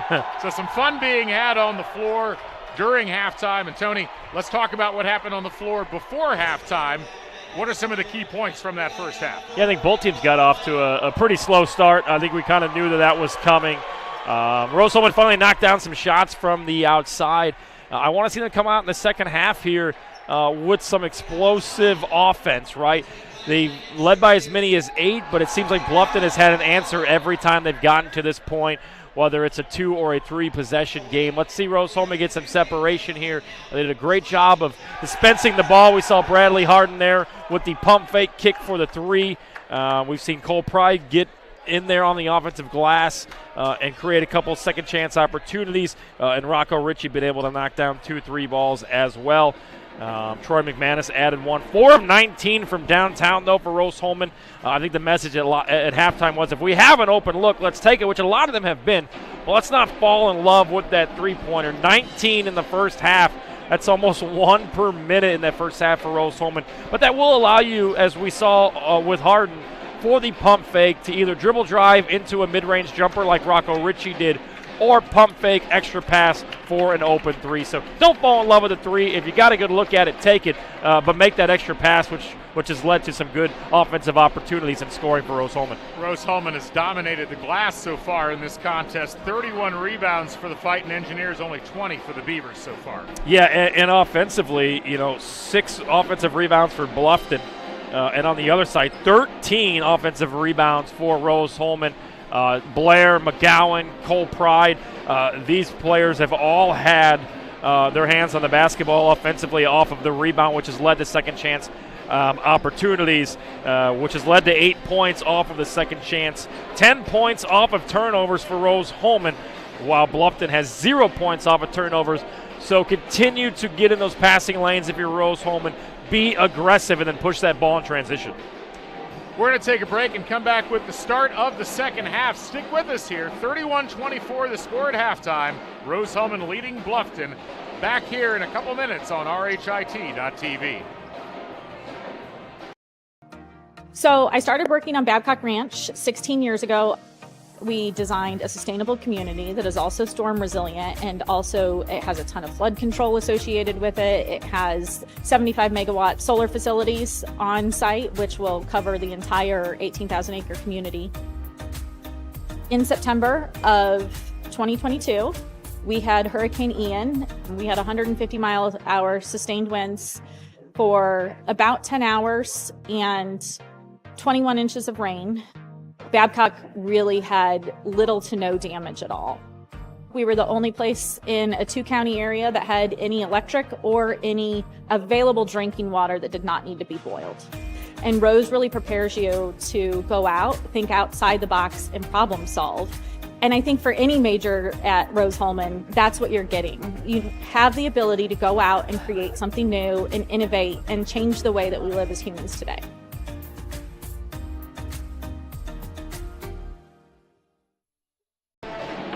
Back here at Hulbert Arena, Galen Clavio, Tony Donahue. As we head into this second half, who are you expecting to see as the top performers for both teams? Yeah, and I think Rose-Hulman has done a great job of dispensing the scoring. Multiple different players scoring in that first half. I believe 7 different players. Miles McGowan with 7, continue to get him going down low. I've been really impressed with Cole Pride, 4 offensive rebounds, 9 total on the afternoon. Rocco Ritchie, 2 of 6 from downtown. He has 10 points. But yeah, I mean, Bradley Harden, he hasn't scored yet. Let's see him get into the column. Kobe Studemeyer coming off of a 33-point performance here last Saturday, only has 5. Look, it's been a low-scoring game. Rose-Hulman has pretty much controlled this game since about that 12-minute timeout when they were leading by 1. But yeah, I think you have to. I think you have to continue to be aggressive on the offensive rebounds. It seems like that, a lot of these balls are coming off short, bouncing around. The 50-50 balls, Rose-Hulman's done a good job of controlling that. 5 points off the bench for Rose-Hulman, 8 in favor of Bluffton. But again, the points off of turnovers is the difference right now. Rose-Hulman with 10. Bluffton has not scored off of a Rose-Hulman turnover. 7-point game. This first 5 minutes could swing the game. If Rose-Hulman grabs the momentum and goes up double digits, they could run away and hide. Yeah, it really does. I mean, it also feels, though, that Rose-Hulman should be leading by more. It just has that vibe right now. Anyway, folks, just a reminder, unleash the power of passion. IndianaSRN, always a front row seat. Contact us at sales@IndianaSRN.org to discuss how we can customize a sponsorship package that maximizes your brand and exposure. IndianaSRN, Central Indiana's sports leader. We get set to start, and looks like both teams coming back with their same starting lineups from the first half. And I think what Rose-Hulman wants to do a little bit better is get to the free throw line. They're 5 of 5. The last 6.5 minutes there, they were in the bonus, but they didn't get to the free throw line. Both teams doing a really good job of defending without fouling. Rose-Hulman certainly has done that because Bluffton has not been able to get to the free throw line that often. They are 3 of 5, while Rose-Hulman has not missed from the charity stripe here this afternoon. Harden get things back underway, and Rocco Ritchie over to Studemeyer in the corner, got knocked down, no call, but the three goes in. Yeah, I say don't fall in love with the three unless you're making them. And Studemeyer there knocks it down for another bucket on the evening. He's got 8 points. Interior pass, nice job, and the layup by Trey Clemens. Yeah, trading buckets here. Clemens has shown down low with his strength that he can get clear lanes to the basket. Ritchie, now Studemeyer. Looking for some space, off to McGowan at the elbow. Back out to Studemeyer, another three on the way, got it! Feeling it! Just got to change sides of the floor. Back-to-back tray balls. A quick 6-2 run to start the second half. They're up by 11, the most this afternoon, on the second straight three from Mr. Studemeyer. Clemens trying to move against McGowan, but nicely checked. Now long three from Robson. That's way off the mark. Saved to a different part of the out of bounds, and it'll be a Rose-Hulman basketball. That is 6 made three balls from downtown for Rose-Hulman. And what this is going to, it's hard offensively if you're Bluffton. After you see back-to-back threes go down, you want to shoot your own. Kind of rushed into a three there. It was a little bit contested, led to the air ball, so a great defensive stop there by Rose-Hulman. Ritchie, Harden. We need a heat check here. Harden certainly thought about it. Galen, we need a heat check. Let's get it to Studemeyer. Let's get a heat check here. He's on the wrong side of the floor. Here's Harden, though, on the runner. Can't get it to fall, but he'll go to the line. Yeah, great job there, taking the contact, hanging in the air, and throwing it up towards the basket. You know when you're fouled, just throw it up. Maybe it'll go in and get a chance for an and one. But a great opportunity here early in the quarter, or early in the half. You get 2 3 balls to go down, and you get yourself to the free throw line early. Harden hasn't scored yet, 0 for 4 from the field. Now First trip to the line. Well, is it a jinx if he hasn't scored? Yeah. Because he didn't score there either. Well, they were 5 for 5 from the line. It's fair. I didn't talk about the team, though. That's However, Harden's had a great game elsewhere. 3 assists, 5 rebounds, and trying to find his first point. And he does. Finally roll. 12-point lead for the Fighting Engineers, and Bluffton finds themselves in a bit of trouble early here in the second half.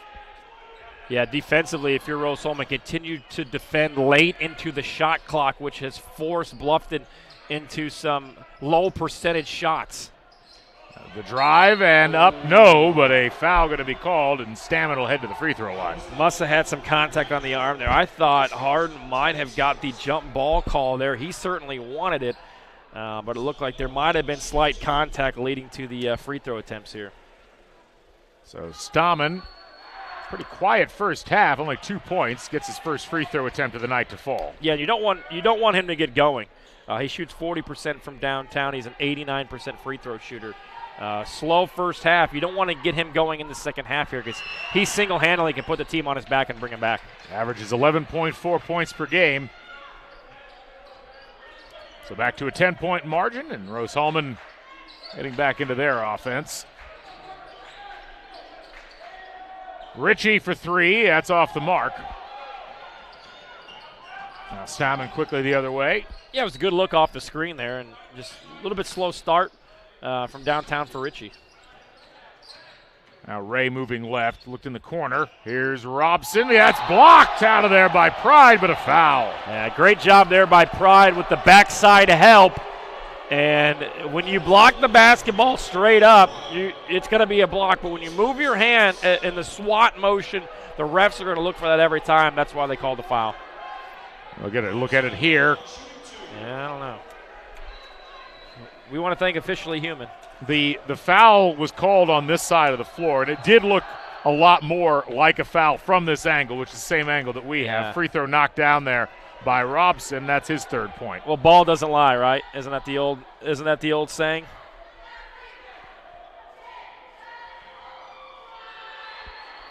Robson's 2nd shot, that's short, but a nice rebound by Smelling.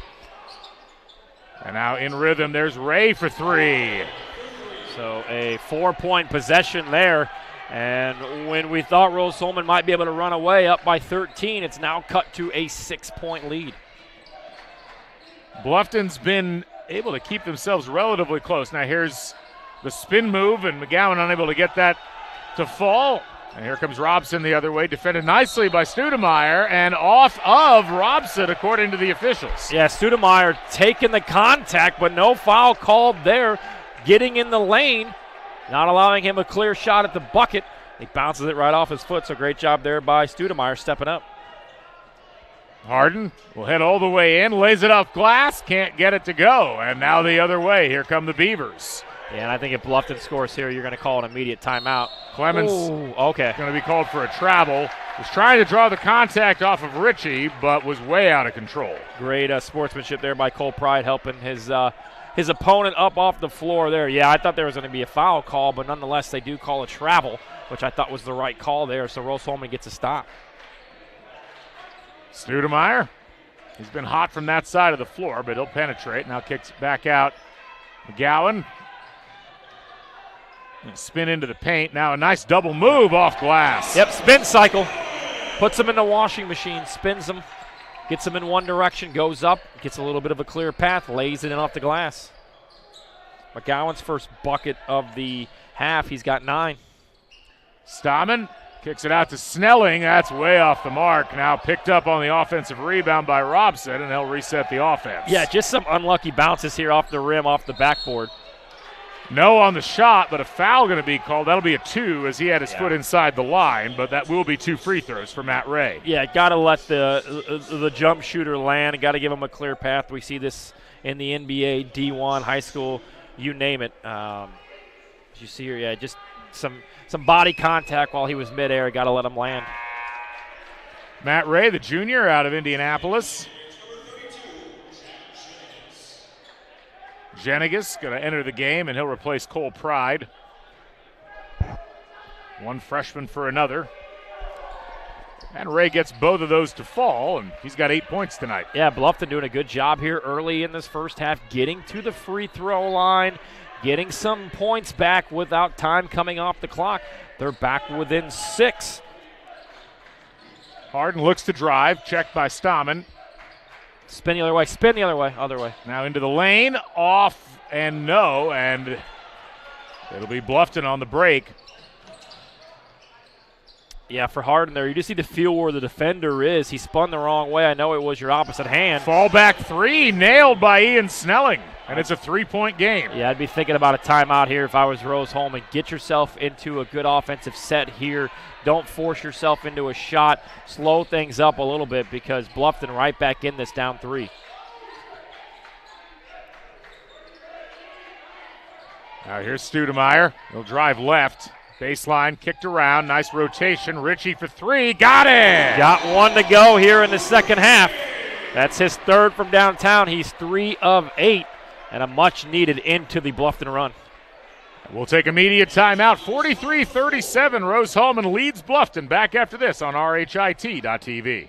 An active athlete looking for enhanced performance, comfort, and recovery? Then Skins is the perfect choice for you. Our revolutionary sports compression product provides better oxygen flow in your muscles, helps reduce fatigue and pain from intense physical activity, allowing athletes to push their boundaries and perform better. Skins helps keep everything, including you, on track. So don't wait any longer. Get your Skins now and experience unbeatable performance. Take your game to the next level with Skins. They say nice guys don't finish first. So maybe it's time to reconsider what it means to be first. It's about being your best, but knowing you could be even better. It's being present, but respectful of history. You sure you want to make that move? It's donating something more valuable than money. It's believing in yourself and something bigger. It's coming from different families, but treating each other like brothers. It's not just being a man, it's being a Mason. Back at Hobart Arena, three-pointer. Yeah, great extra pass there after the dribble drive penetration to kick out. Richie steps into his third made three of the evening, his first here in the second half. And that's what really got Rose-Hulman going on that run in the first half, was making that extra pass, which leads to a better high percentage shot, knocking down the three ball there to go back up by 6. But, you know, it was a 9-3 run there by Bluffton to get back into this thing after trailing by 12. Bluffton 3 for 5 from the field so far in this half. Rose-Hulman 4 for 8. Both teams definitely shooting better than they were in that first frame. Now here are the Beavers back into their offense. Cruzy back into the game. That's a nice job picking that ball off, and here come Rose-Hulman the other direction. I think we see why Cruzy doesn't pass it that often. Nearly a travel by Richie, but a foul instead as he tried to dump it down to McGowan. Well, folks, just a reminder that this broadcast is brought to you in part by the Morales Group. Our mission is building better futures one story at a time. We acknowledge the whole person and their individual story. Contact us at 317-472-7600. We're having another media timeout, so we'll take one ourselves. Back after this on RHIT.TV. So my goal is to get involved in space industry and learn about what lies beyond the Earth's horizon. I came across Rose Rocketry. I saw, hey, they're doing some really cool stuff. They're building rockets. I really grew a lot being as part of the team. Last year, through Rose Rocketry, I was able to attend SED's Space Vision 2022, which was a student conference for people who want to get involved in space. And I was able to go to Washington, D.C. and talk to so many people within the space industry who come together and say, this is what the next goals for space are. Being at Rose, I was able to hone my engineering skills to push myself to get involved in the field further and learn about all these different opportunities. And I don't think I would have really gotten that at a bigger university.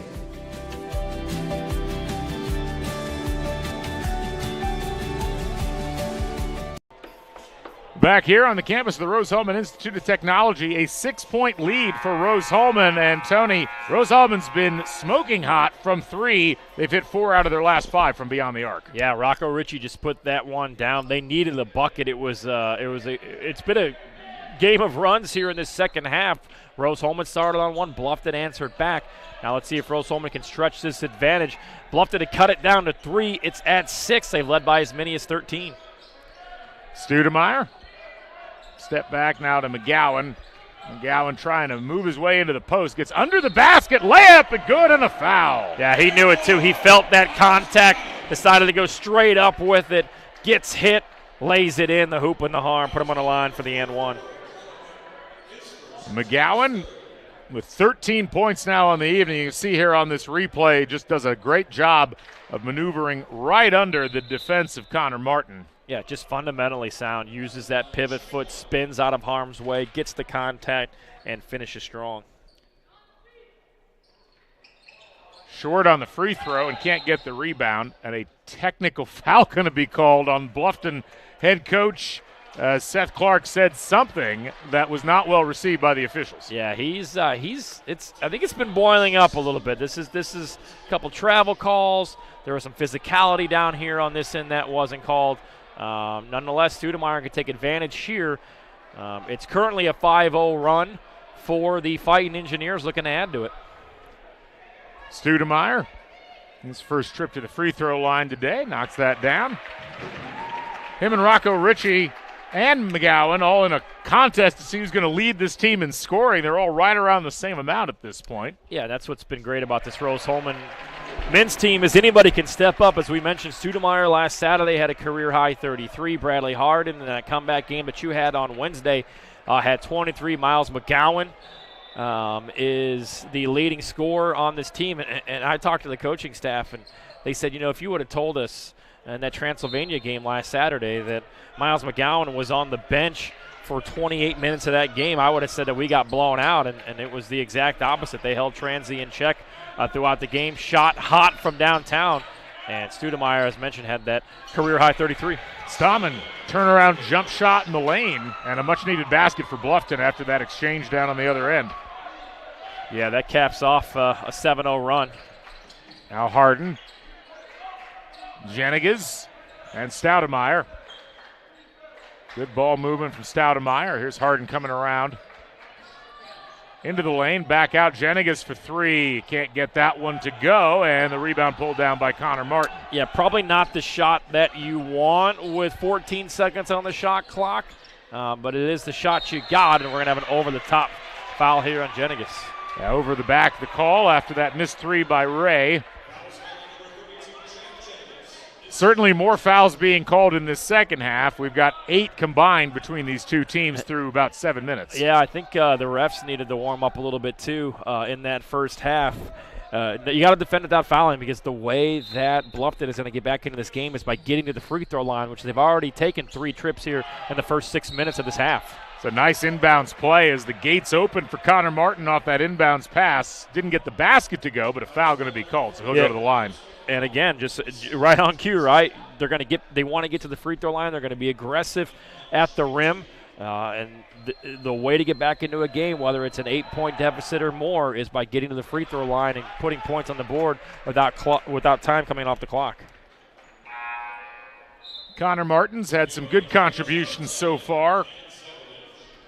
Not as many from a point perspective, but 4 rebounds so far to go with the 4 points that he's scored. Yeah, and I think if you're Rose-Hulman here, every run you've gone on, Bluffton has had an answer. So get into your set here, break the press, slow it up. They've gotten good looks in their half-court offensive set. Let's see if they can do that here. McGowan. Now Studemeyer going to pull up from 3. Can't get the shot to rattle home, and the rebound by Martin. Yeah, great screen and dish off there by McGowan. Studemeyer had a great look at it, just couldn't quite get it to go.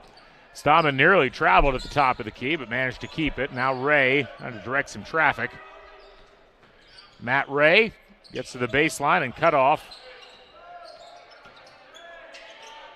Here's Snelling from long range, way off the mark, but a nice rebound by Martin. He'll go up and under, no, and a foul on McGowan. Yeah, and a second chance opportunity there for Rose-Hulman defensively. You got the shot that you were looking for. A well-contested 3 from downtown by Snelling, who shoots just 28% from downtown. Unfortunately for Rose-Hulman, it was a bad enough miss that led to an offensive rebound, and back to the free throw line goes Bluffton. Bluffton has really chipped into that rebounding margin that we talked about at the end of the first half. It was 31-20. It's now 32-31. Yeah, Rose-Hulman in that first half was aggressive, grabbing offensive rebounds. I believe they had 9 of them, and now that script's been flipped here in the second half. It's been Bluffton attacking the offensive boards. Martin gets the second one to fall. He's got 6 points, and it's a 5-point margin. Yeah, this is kind of where this game has been played, Galen. It's between that 4 and 10 mark. Which team can kind of grab the momentum and push the lead? Not the shot you want with 19 seconds on the shot clock.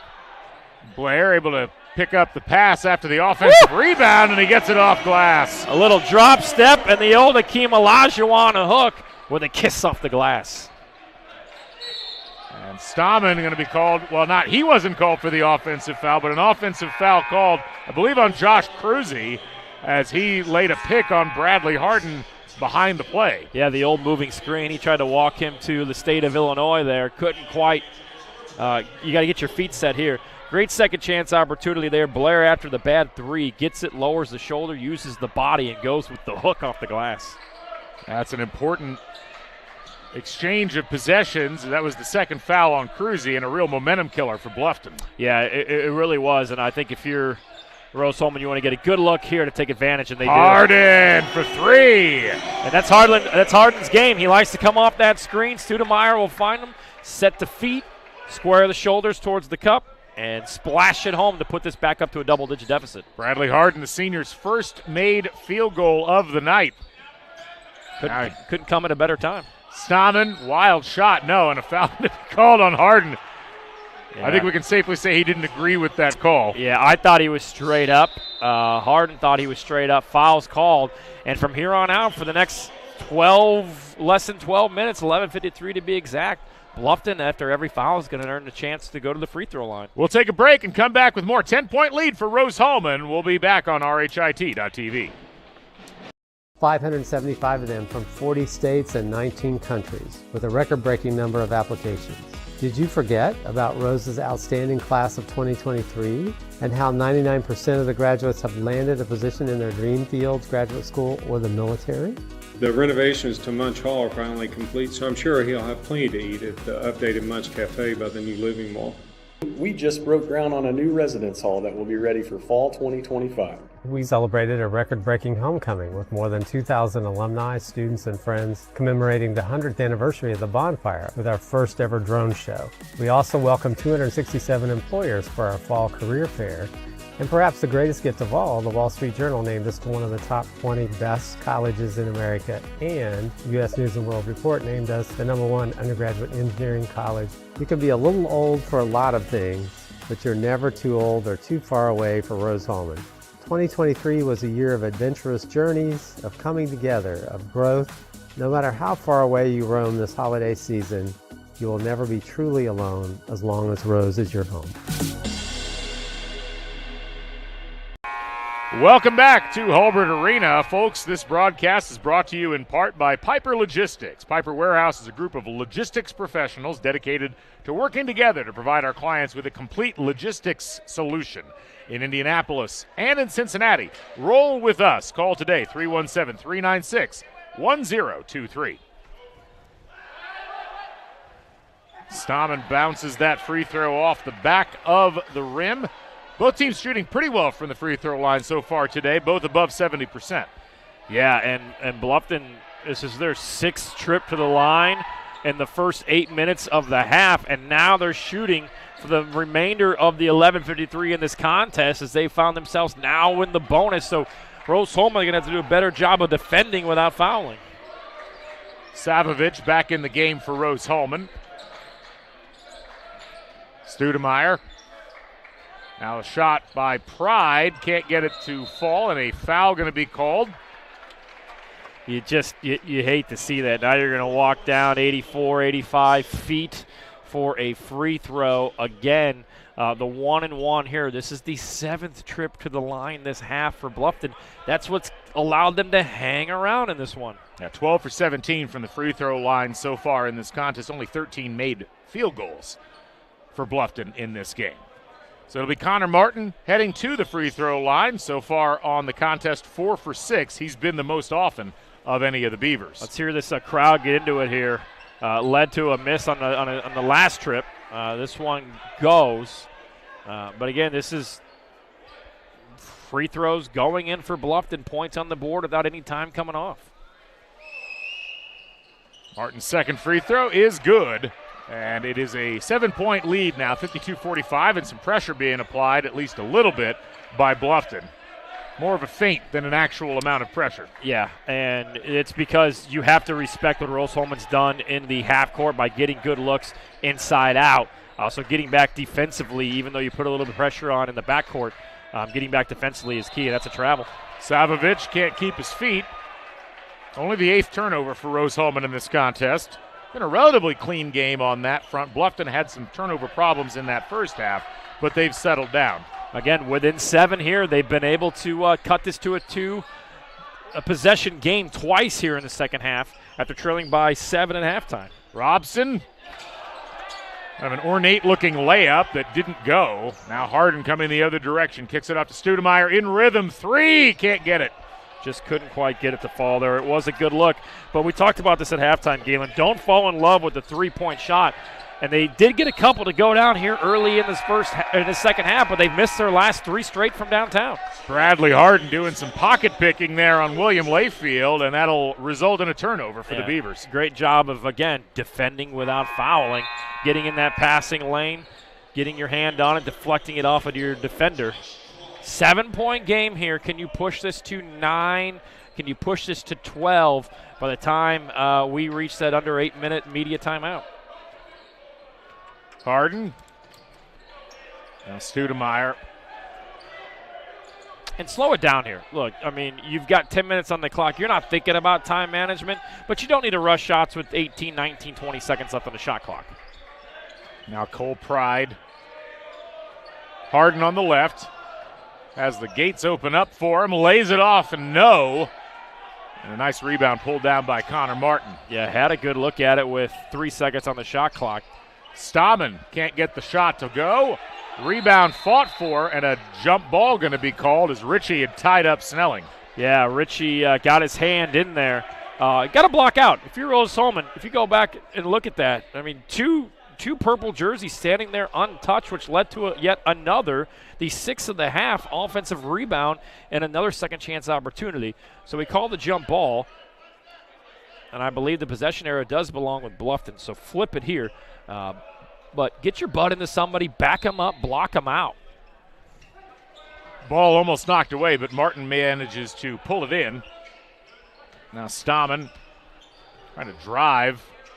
And Stahman's going to try to do it all by himself, and that's what he's doing there. Just a little bit over-aggressive there offensively. Should have kicked it out when the double team came, but Rose-Hulman doing a great job here with numbers getting back. Rocco Ritchie pressured, but he'll cycle it out. Now Harden.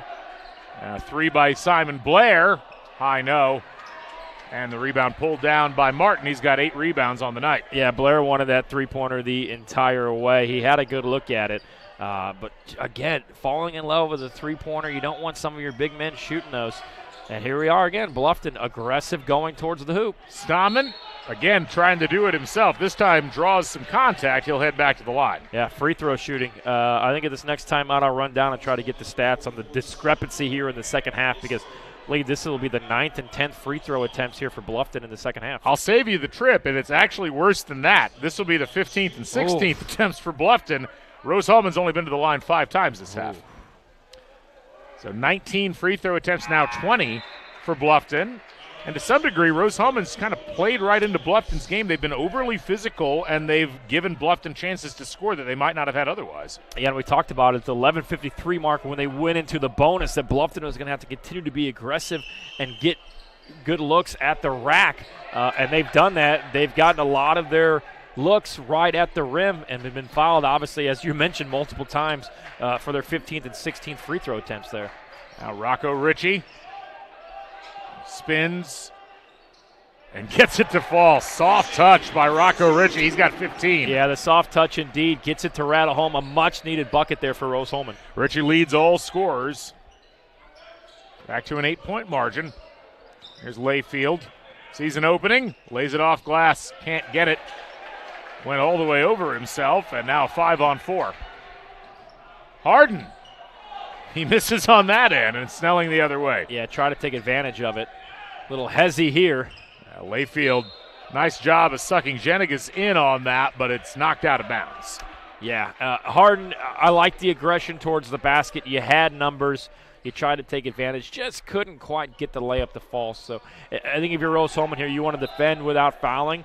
You've got a chance to get a stop at a bucket to go back up double digits with under 9 to play. That three-pointer off to Mark Snelling has really struggled, but the offensive rebound again by Martin. Yeah, I think you'll let Snelling shoot any three that he wants in this building when he wants it. I don't think he's connected yet. Snelling bowls his way into the post, and another jump ball going to be called, so it'll head the direction of the Fighting Engineers. Yeah, great aggressiveness there by Bluffton to crash the offensive board, which led to the second chance opportunity. But sometimes when you get down there within the trees and you keep that ball below your knee, it's going to be batted and smacked out of your hands. Leads to the jump ball and Rose-Hulman possession. So, again, slow it down here. You don't need a quick shot. Get into your half-court set. Get a good look. And I think we got to think about checking back in Miles McGowan here at the next time out. And McGowan sat for quite a bit. Studemeyer up top. Pride for 3 off the back iron. Yeah, and you just don't need Pride or Simon Blair or Jenigas putting up 3 balls.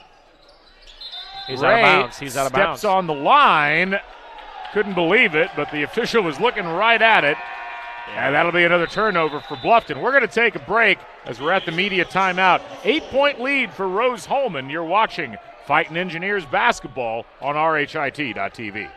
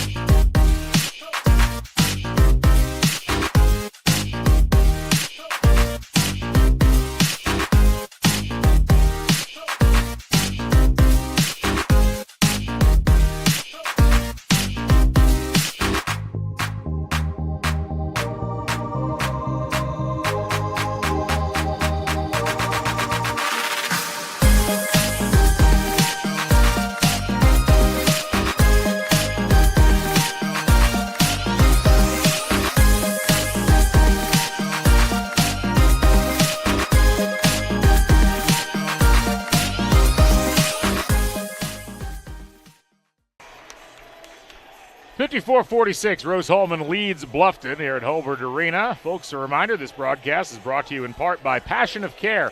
Don't miss this chance to turn your compassionate efforts into a rewarding experience. Learn more about SFC and ATTC today and embark on a journey of care and compensation. Give us a call at 317-537-1811. Janig is going to trigger it in for Rose-Hulman. Bluffton's been flirting with maybe putting some kind of full court pressure on, but all we see is a little bit of pressure from Stammen. Yeah, Miles McGowan's still on the bench here. Imagine he might be in a break glass in case of emergency setting. Pride, don't need McGowan if you've got Pride doing that. Nice post move. Yeah, that's what you want to see out of Pride. Just the quick burst. Didn't hesitate, went straight up off the glass, pushes us back to a double-digit lead. Now Ray looking for some daylight, almost gets his pocket picked, but keeps possession. Now stuck in the lane, shot up, good. Just kind of waited around, looked around, wanted the foul, throws one up from the free throw line, and gets it to go. Matt Ray breaks a four-way tie for the leading scorer on Bluffton. He's now got 10. And here's Harden for three, got it! Talked about it last time. It was the same move. Just come right off the screen. The old curl. Great pass from Studemeyer. Catching rhythm. Knock it home. Now Ray drives in. Kickoff to Martin. Spun nowhere to go. Spun the other way. Hook shot good. Yeah, and if you're Rose-Hulman, you're okay with going back and forth. Matching point for point. Leading by 9 with 6.5 to go. Now Janigas will try his luck on the low block.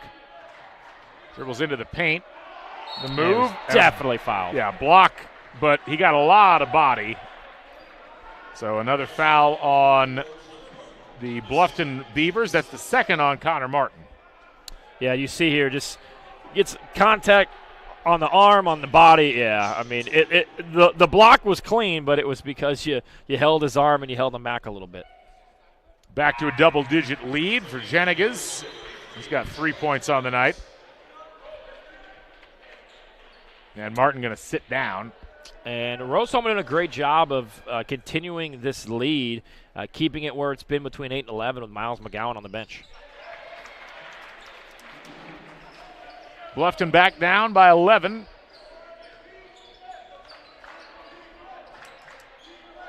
Now Trey Clemens had a pretty quiet second half. We'll do the handoff to Layfield. Good defense by Janigas to check him. Yeah, I think Bluffton needs to continue to work off screens, get going towards the basket, and get to the free throw line. Ray dribbles into a double, somehow gets out of it. Now Stammen, step back three, no. Great defense there by Harden. Got his hand up. Stammen had to double pump that bad boy, and that's why he left it short. Now Harden dribbling out by the logo. Nice pick by Janigas. Now Harden all the way in, lays it up. Yeah, great screen, as you mentioned, which led to the burst from Harden. Gets across the lane, kind of uses that rim as a defender away from his defender to put it in. Layfield spot up three, misses everything. Partially saved, but right into the hands of Cole Pride. Here come the Fighting Engineers. Studemeyer, cross court, Ritchie, three, buried it! Feels like the dagger, doesn't it, to go up 16, the biggest lead of the afternoon. So great job by Rose-Hulman, doing it all with their number one scorer, Miles McGowan, on the bench. We have 30-second timeout, so we'll keep it here. Folks, if you missed any of the action, actually, let's get to that in a second. But first, some nice moves by Bradley Harden. And I think when you're Harden, your eyes light up when that taller defender, who's not going to be as quick off of his feet, comes up and tries to guard you on the help. Quick switch over to the left hand in there for a bucket. As I was saying, if you missed any of the action today, either in this game or the previous game that we had here on RHIT.TV, you can catch the replay on our YouTube page. IndianaSRN archives are always on the stream. With IndianaSRN, you always have a front seat. A big thanks to Rose-Hulman, as always, for the awesome hospitality having us here. This is my second straight Saturday. I know you were here the other night. Always love coming down here. Savannah, Daniel, Chuck doing a great job as well. The entire crew here on RHIT.TV.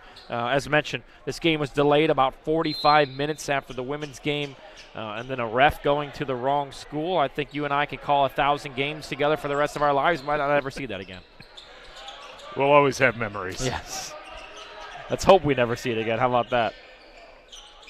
Bluffton almost 2 minutes without scoring, and they're starting to run out of time. Nice feed. Blocked by Pride, but gotten right back. And now the three. That is short. Picked up by Sumner. Kicked out again. Ball rotation over to Ray, and he gets it to go from the corner. Yeah, Pride did a great job defensively with the block and then contested the three. And that's happened a bunch of times this afternoon. Bluffton's just missed badly, and it's led to some weird caroms off the rim, which has led to offensive rebounds and second chance opportunities like we just saw. The fifth made three for Bluffton. They've taken 29 so far tonight. Yeah. Which is less than Rose-Hulman's taken. Yeah. 5 of 29. Harden sneaks in. Nice soft touch. Nice friendly back of the iron bounce. Bradley Harden with 11. He's into double figures. After a slow start. Snelling. A runner laid up off glass. Bluffton trying to keep pace, and now they'll throw a little 1-2-2 in. Yeah, I think here for Rose-Hulman, every possession as McGowan checks back in the game, you don't want to get a shot off on any possession the rest of the way with double digits on the shot clock. I'd be going under 10 almost every time here. Time is of the essence, up 13 with 3:35 to go. Ray providing some pressure on Harden. He looks for the screen from McGowan, and a foul going to be called on Ray as he tried to fight over that screen. Yeah, just a little bit too aggressive there. And I believe that'll send Rose-Hulman to the line for the 1-and-1 after the under 4 timeout. It'll send us to a break. We'll come back after this final timeout. You're watching Rose-Hulman basketball on RHIT.TV. 575 of them from 40 states and 19 countries, with a record-breaking number of applications. Did you forget about Rose's outstanding class of 2023 and how 99% of the graduates have landed a position in their dream fields, graduate school, or the military? The renovations to Munch Hall are finally complete, so I'm sure he'll have plenty to eat at the updated Munch Cafe by the new Living Mall. We just broke ground on a new residence hall that will be ready for fall 2025. We celebrated a record-breaking homecoming with more than 2,000 alumni, students, and friends commemorating the 100th anniversary of the bonfire with our first ever drone show. We also welcomed 267 employers for our fall career fair.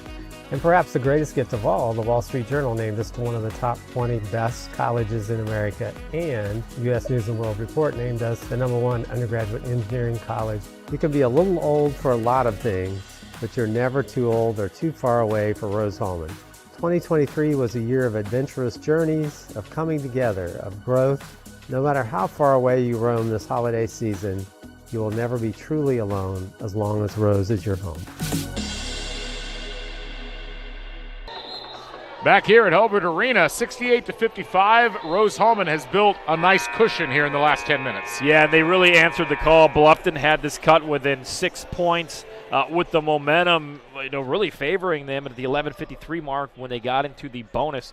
But Rose-Hulman, as mentioned, has done a great job of defending without fouling since.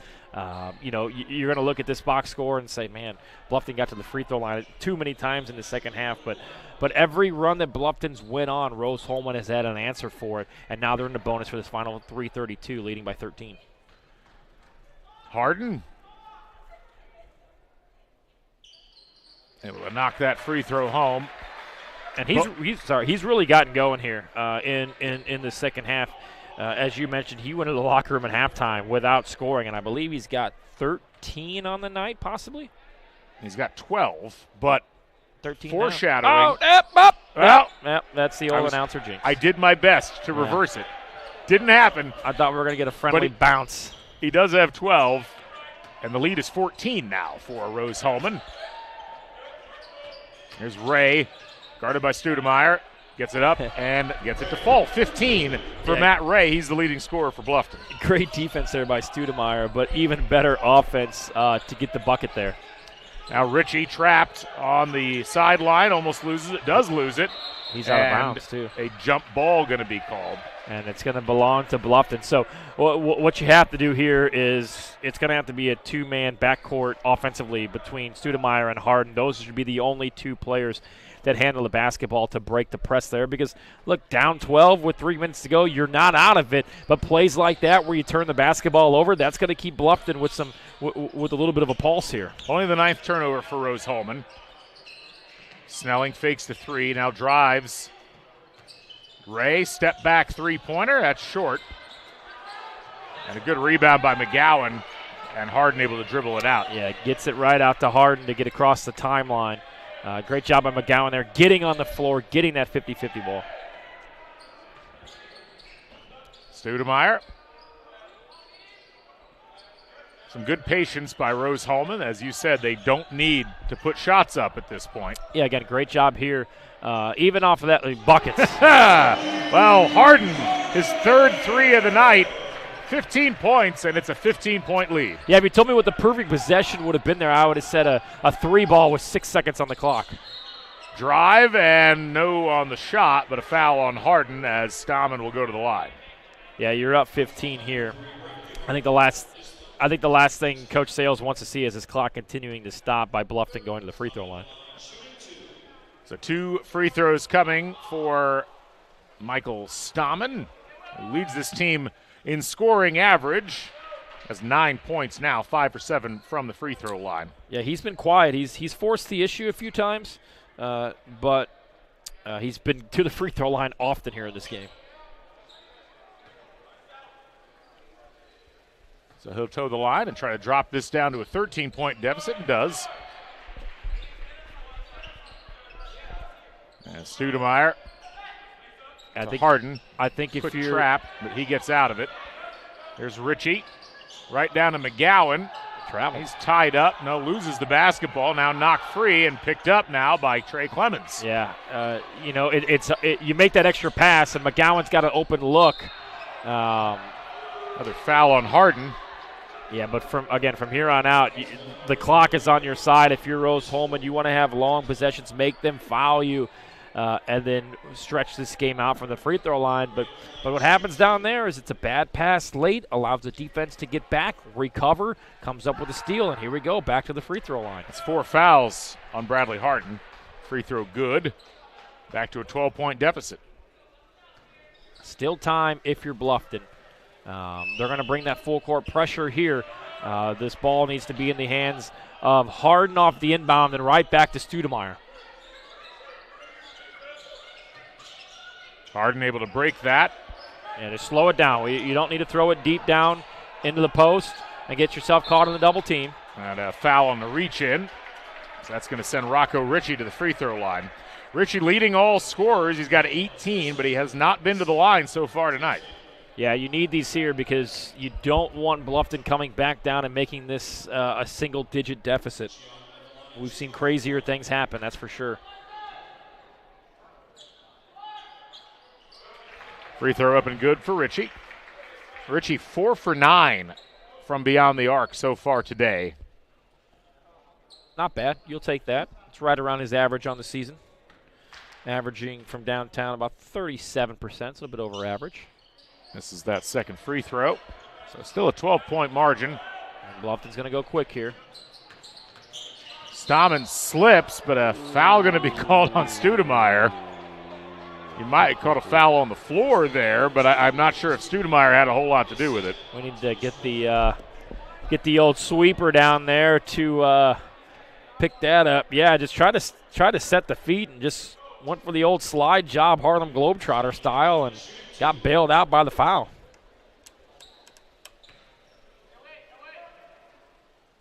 Stoudemire knocks down his 7th free throw of the evening. If I'm Bluffton, and I know nobody wants to hear this, if I'm Bluffton, I'm going to really start playing the foul game here. Let's stretch this 132 out as long as possible. Well, nobody in foul trouble for Bluffton so far. Clemens the closest with 3 fouls. Everybody else with 2 or fewer. Here comes the triple team. Harden will probably need to figure out a different way to break that press as he's passed it to Ritchie 3 times in a row now. Yeah, Cole Pride's going to have to come up to about the center court area there to kind of be the bailout guy. And, yep, here comes the free throw game. The foul parade, as it were. It'll send Harden to the free throw line. This final minute 19 is going to last 32 minutes. So 1-1. After this, it's double bonus. Yeah, got to take advantage here, especially in a 1-on-1 situation. Back to an 11-point lead. Yeah, when you miss that front into the 1-on-1, it's basically a turnover, if you think about it, and it gives the basketball right back. So Rose-Hulman has shot very well in this half overall, particularly from the field. 52% from the field, 47% from three. They haven't been quite able to shake Bluffton. Yeah, and they've done a good job, though, of staying in control of this game. You know, early in the half, he was already out of bounds. Great job there by Stoudemire to cut off the passing lane, though. Just ran out of room. They have done a great job of, stopping the runs that Bluffton has gone on. Obviously, Bluffton has been in the bonus since the 11:53 mark, and they haven't been able to cut into this deficit. Stoudemire triggers it in. Now out to Snelling. He gets one to go. Yeah, and that cuts it to a 9-point game. So you slow it down here if you're Rose-Hulman. If you're Bluffton, try to go for the steal. As soon as they get over the timeline, that's when you foul right now. Good two-man game. And that was the guy to foul right there. Now Richie holds on. He'll go back to the free throw line after the foul. So 75-66. Richie can put this back to a 4-possession game if he can knock even one of these down. Double bonus. That first one falls. Richie with 20 points on the night. I think he'll be our player of the game, don't you think? Seems like a really safe bet right now. Great job here down the stretch by Rose-Hulman, knocking down their free throws, not allowing Bluffton back into this one. 30-second timeout by Rose-Hulman. We'll go ahead and keep it here. So with an 11-point deficit and 45 seconds remaining, Bluffton probably not close to calling the dogs off quite yet, because you hit a couple of threes, you're at least within striking distance. At what point does that kind of become no longer mathematically viable? Yeah, you still have 45 seconds. You could trade threes for twos, maybe get a couple missed free throws by Rose-Hulman, but I think if you miss on this possession, the automatic human instinct will be to foul immediately. And if Rose-Hulman can convert to go up 13 with under 35 seconds to go, that's probably going to be a little bit too much. But, you want to play all 40 minutes. You want to play to the end of the contest. You never know what could happen. It seems pretty insurmountable odds here if you're Bluffton. But if you can get a 3-ball here and cut it to 8, you never know. Josh Cruzy way off the mark. And now Stoudemire going to try to break this press once again. He'll get it on the run and dribbles through the cones and all the way through. And it looks like Bluffton. Yeah, 6-second differential between game and shot clock here. Yeah, they're probably just going to let this one play out. Harden almost traveled. Now McGowan out to Richie for 3. But McGowan gets the offensive board, and that will set it towards the finish. Rose-Hulman going to come away with an 11-point victory here as they knock off the Bluffton Beavers 77-66. Yeah, and I thought it was a total team effort here by Rose-Hulman. There was multiple opportunities where they could have let Bluffton get some momentum. They constantly had an answer, whether it was Rocco Ritchie. Cole Pride had some good buckets. Jenigas had that nice one off the window. Harden came alive in the second half, led the team in scoring in the second half. And a lot of that with Miles McGowan on the bench. So overall, a great team effort here by Rose-Hulman, and they stay hot. Yet another victory in HCAC play. They win their 5th straight. They sweep the season series with Bluffton. And who knows with this team, they want to go back to the Final Four of the HCAC for the 2nd straight year. Big win in the conference standings, as we mentioned earlier on at the start of the broadcast, as they get to 6 wins in the campaign and they keep pace with Hanover and Manchester. We'll take a break. We'll come back as we interview the head coach of Rose-Hulman right after this. So I started working on Babcock Ranch 16 years ago.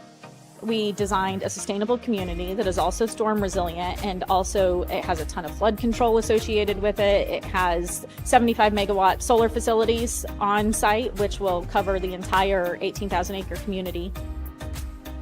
In September of 2022, we had Hurricane Ian. We had 150 miles an hour sustained winds for about 10 hours and 21 inches of rain. Babcock really had little to no damage at all. We were the only place in a 2-county area that had any electric or any available drinking water that did not need to be boiled. And Rose really prepares you to go out, think outside the box, and problem solve. And I think for any major at Rose-Hulman, that's what you're getting. You have the ability to go out and create something new and innovate and change the way that we live as humans today.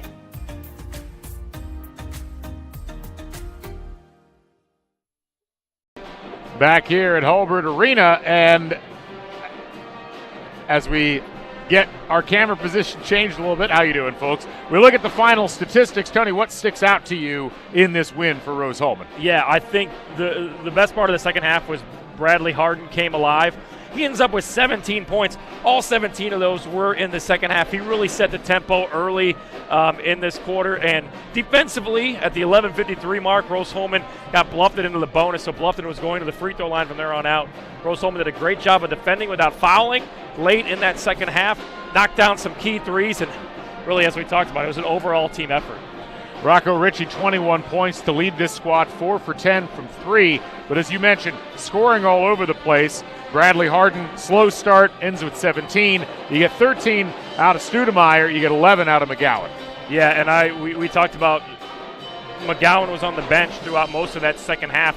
Bradley Harden had a great job, so did Studemeyer, of breaking the press, getting in their offensive set. They had so many good looks at Rose-Hulman in that second half. After breaking the press and then getting into their half-court offense, those two players stayed hot. As we mentioned, Studemeyer a week ago had a season-high, career-high 33 points. Harden coming off of the season high on Wednesday night. Those two really controlled the tempo. They did fall in love with the three-point shot a lot tonight, as they usually do, but they got a lot to go in the second half. And really the most impressive part was just defending when they needed to defend, get stops to get set up in their offense, because as we know, there was 3 or 4 times in this second half that Bluffton really went on a run, a 6-0, 7-0 run, got it within 3-4 points, but every time they did that, Rose-Hulman had an answer. Matt Ray with 17 points for Bluffton. He led them in that category. Michael Stammen with 12, and then Ian Snelling able to chip in 11 points overall. Looking at the shooting for both of these teams, it was a better night overall for Rose-Hulman, 37.9% from the field, 11 for 35 from 3, which is probably, as you said, a few more than you'd like to take. But if you can hit 11 threes in a game, you're probably doing pretty well offensively. Yeah, and early on, Rose-Hulman had some great looks at threes. They just weren't going down. Maybe that was a little bit of a null from that 45-minute warm-up. But again, I thought they did a great job of keeping Stoneman in check. This is the guy that can go off any night for 25, 30 points. Defensively, Hard and Studemeyer did a great job. They had some big blocks down low with Cole Pride as well, and a great day overall for the Fighting Engineers. The women's team gets a big win. The men's team gets a big win. Always good to walk out of Hulbert Arena with 2 victories for the Fighting Engineers. Yes, you end up with the double basketball sweep today, which is, as you said, always a positive thing. A couple of other quick notes, 15 turnovers for Bluffton, and a lot of that was just good defensive pressure by this Rose-Hulman team. Yeah, I thought Rose-Hulman did a great job of deflecting passes, disrupting the passing lanes, and really stepping up and defending. Forced Bluffton to make decisions, which forced them into turnovers, forced them into double teams. And I thought, too, something that really wasn't talked about as much, and we brought it up, was the ability to break the press, break the pressure that Bluffton put on full court-wise for Rose-Hulman, and then get into your offensive set, which they did such a good job of getting high-percentage baskets and high-percentage looks once they got into that half-court, breaking that pressure. We're going to have head coach Nick Sales joining us here shortly. We'll take a break and come back with him as we wrap things up here from Hulbert Arena. Again, Rose-Hulman winning 77-66. We'll be right back. If there is one thing wrong in your aircraft, you're going to fail it. finding the right answer and trying again, that's really what dragged me to aerospace. This is a 3D printed airplane which I made over my freshman year at Rose-Hulman that can be radio controlled and flown. I saw other people making amazing stuff on 3D printers, and I thought if I combined that art of 3D printing with engineering, I could make something as complex as an airplane. So I got the idea as a sophomore in high school, and I just tried. I did it. I failed a couple times, but it all changed when I came to Rose-Hulman. I got in touch with Dr. Riley, who is an aerospace and ME professor, who really asked me great questions about the concepts of my design. So pursuing such project as a freshman, it just lets me feel amazing that I have still 3 years to do something much more complex than this, and it will lead me much further.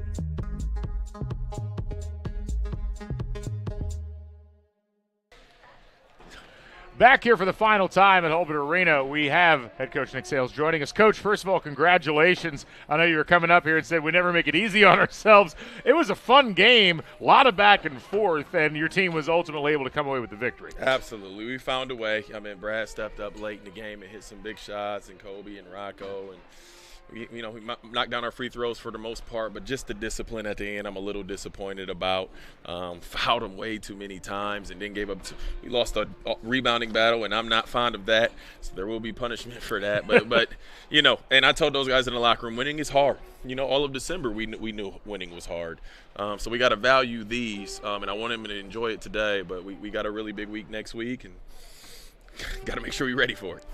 Tough shooting half in the first half for both teams. You guys came out on fire early on in that second half. You end up shooting 50% from the field in the second half. What do you attribute that turnaround to? Our guys just getting in the gym, and me just filling them up with confidence, my staff and filling them up with confidence, and knowing that we got really good shooters. And they're in the gym all the time, and they motivate each other all the time, and that's a big part of it. It can't just come from the coaching staff. It got to come from each other.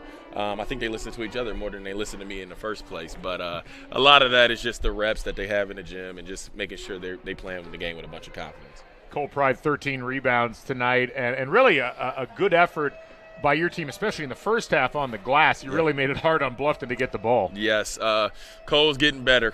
He's getting tougher, man. He came to school here. I recruited him really hard. Great kid. He missed the first couple months because of an injury, and then obviously you look at our stat sheets throughout the year, he's been in and out due to some injury. Missed was that Wednesday's game due to an injury, but he fought back today and got into a rhythm a little bit. Got to make some shots. I think he has some tired legs, but man, he did a heck of a job on the glass, and he's getting a lot tougher. I know you guys take it one game at a time, but you win today, huge win. You're keeping pace in conference play. As you head into this last third of the season, I mean, what's the message to the team with the fact that you're really only a couple games out of first at this point? Get better every day. I don't want them looking too far ahead. I've told everybody with a young team like this, we just got to worry about getting better every day, and everything else will fall right into the lap if we do what we need to do and get better every day. Like with the non-conference schedule that I put together, it's one of the best. And then our league is really good. So our guys seeing all these teams for the first time around, as long as they stay bought in, that was the key. We keep getting better every single day. Don't look ahead. Don't worry about everybody else. Just worry about us and get better every day. 5 in a row. Yeah. Seems like it's coming together. Yeah, it is. Bit by bit. Yeah, everyone is stressful too. Yeah. Well, Coach, thanks so much for joining us. Congrats. Great way to finish off the day. And we'll look forward to talking with you next time. Absolutely. I want to thank you guys. I want to thank our staff. I want to thank Greek Life, obviously, with the official going to the wrong place and the game taking a little bit longer, for sticking around and hanging with us. And hopefully everybody enjoyed the game. So I really appreciate that. Absolutely. Thanks so much, Coach. Absolutely. Have a good one. All right, folks, that'll wrap it up for us as well as we finish things off, as we'll send Coach on his way down to the locker room. But again, the final score here, 77-66. Rose-Hulman knocks off Bluffton. 5 wins in a row for the Fighting Engineers. Thank you for joining us, and thanks especially to those of you who joined us for both games today on RHIT.TV. For Tony Donahue and the entire crew, we'd like to say so long, and we'll catch you folks on the flip side. So long, everybody.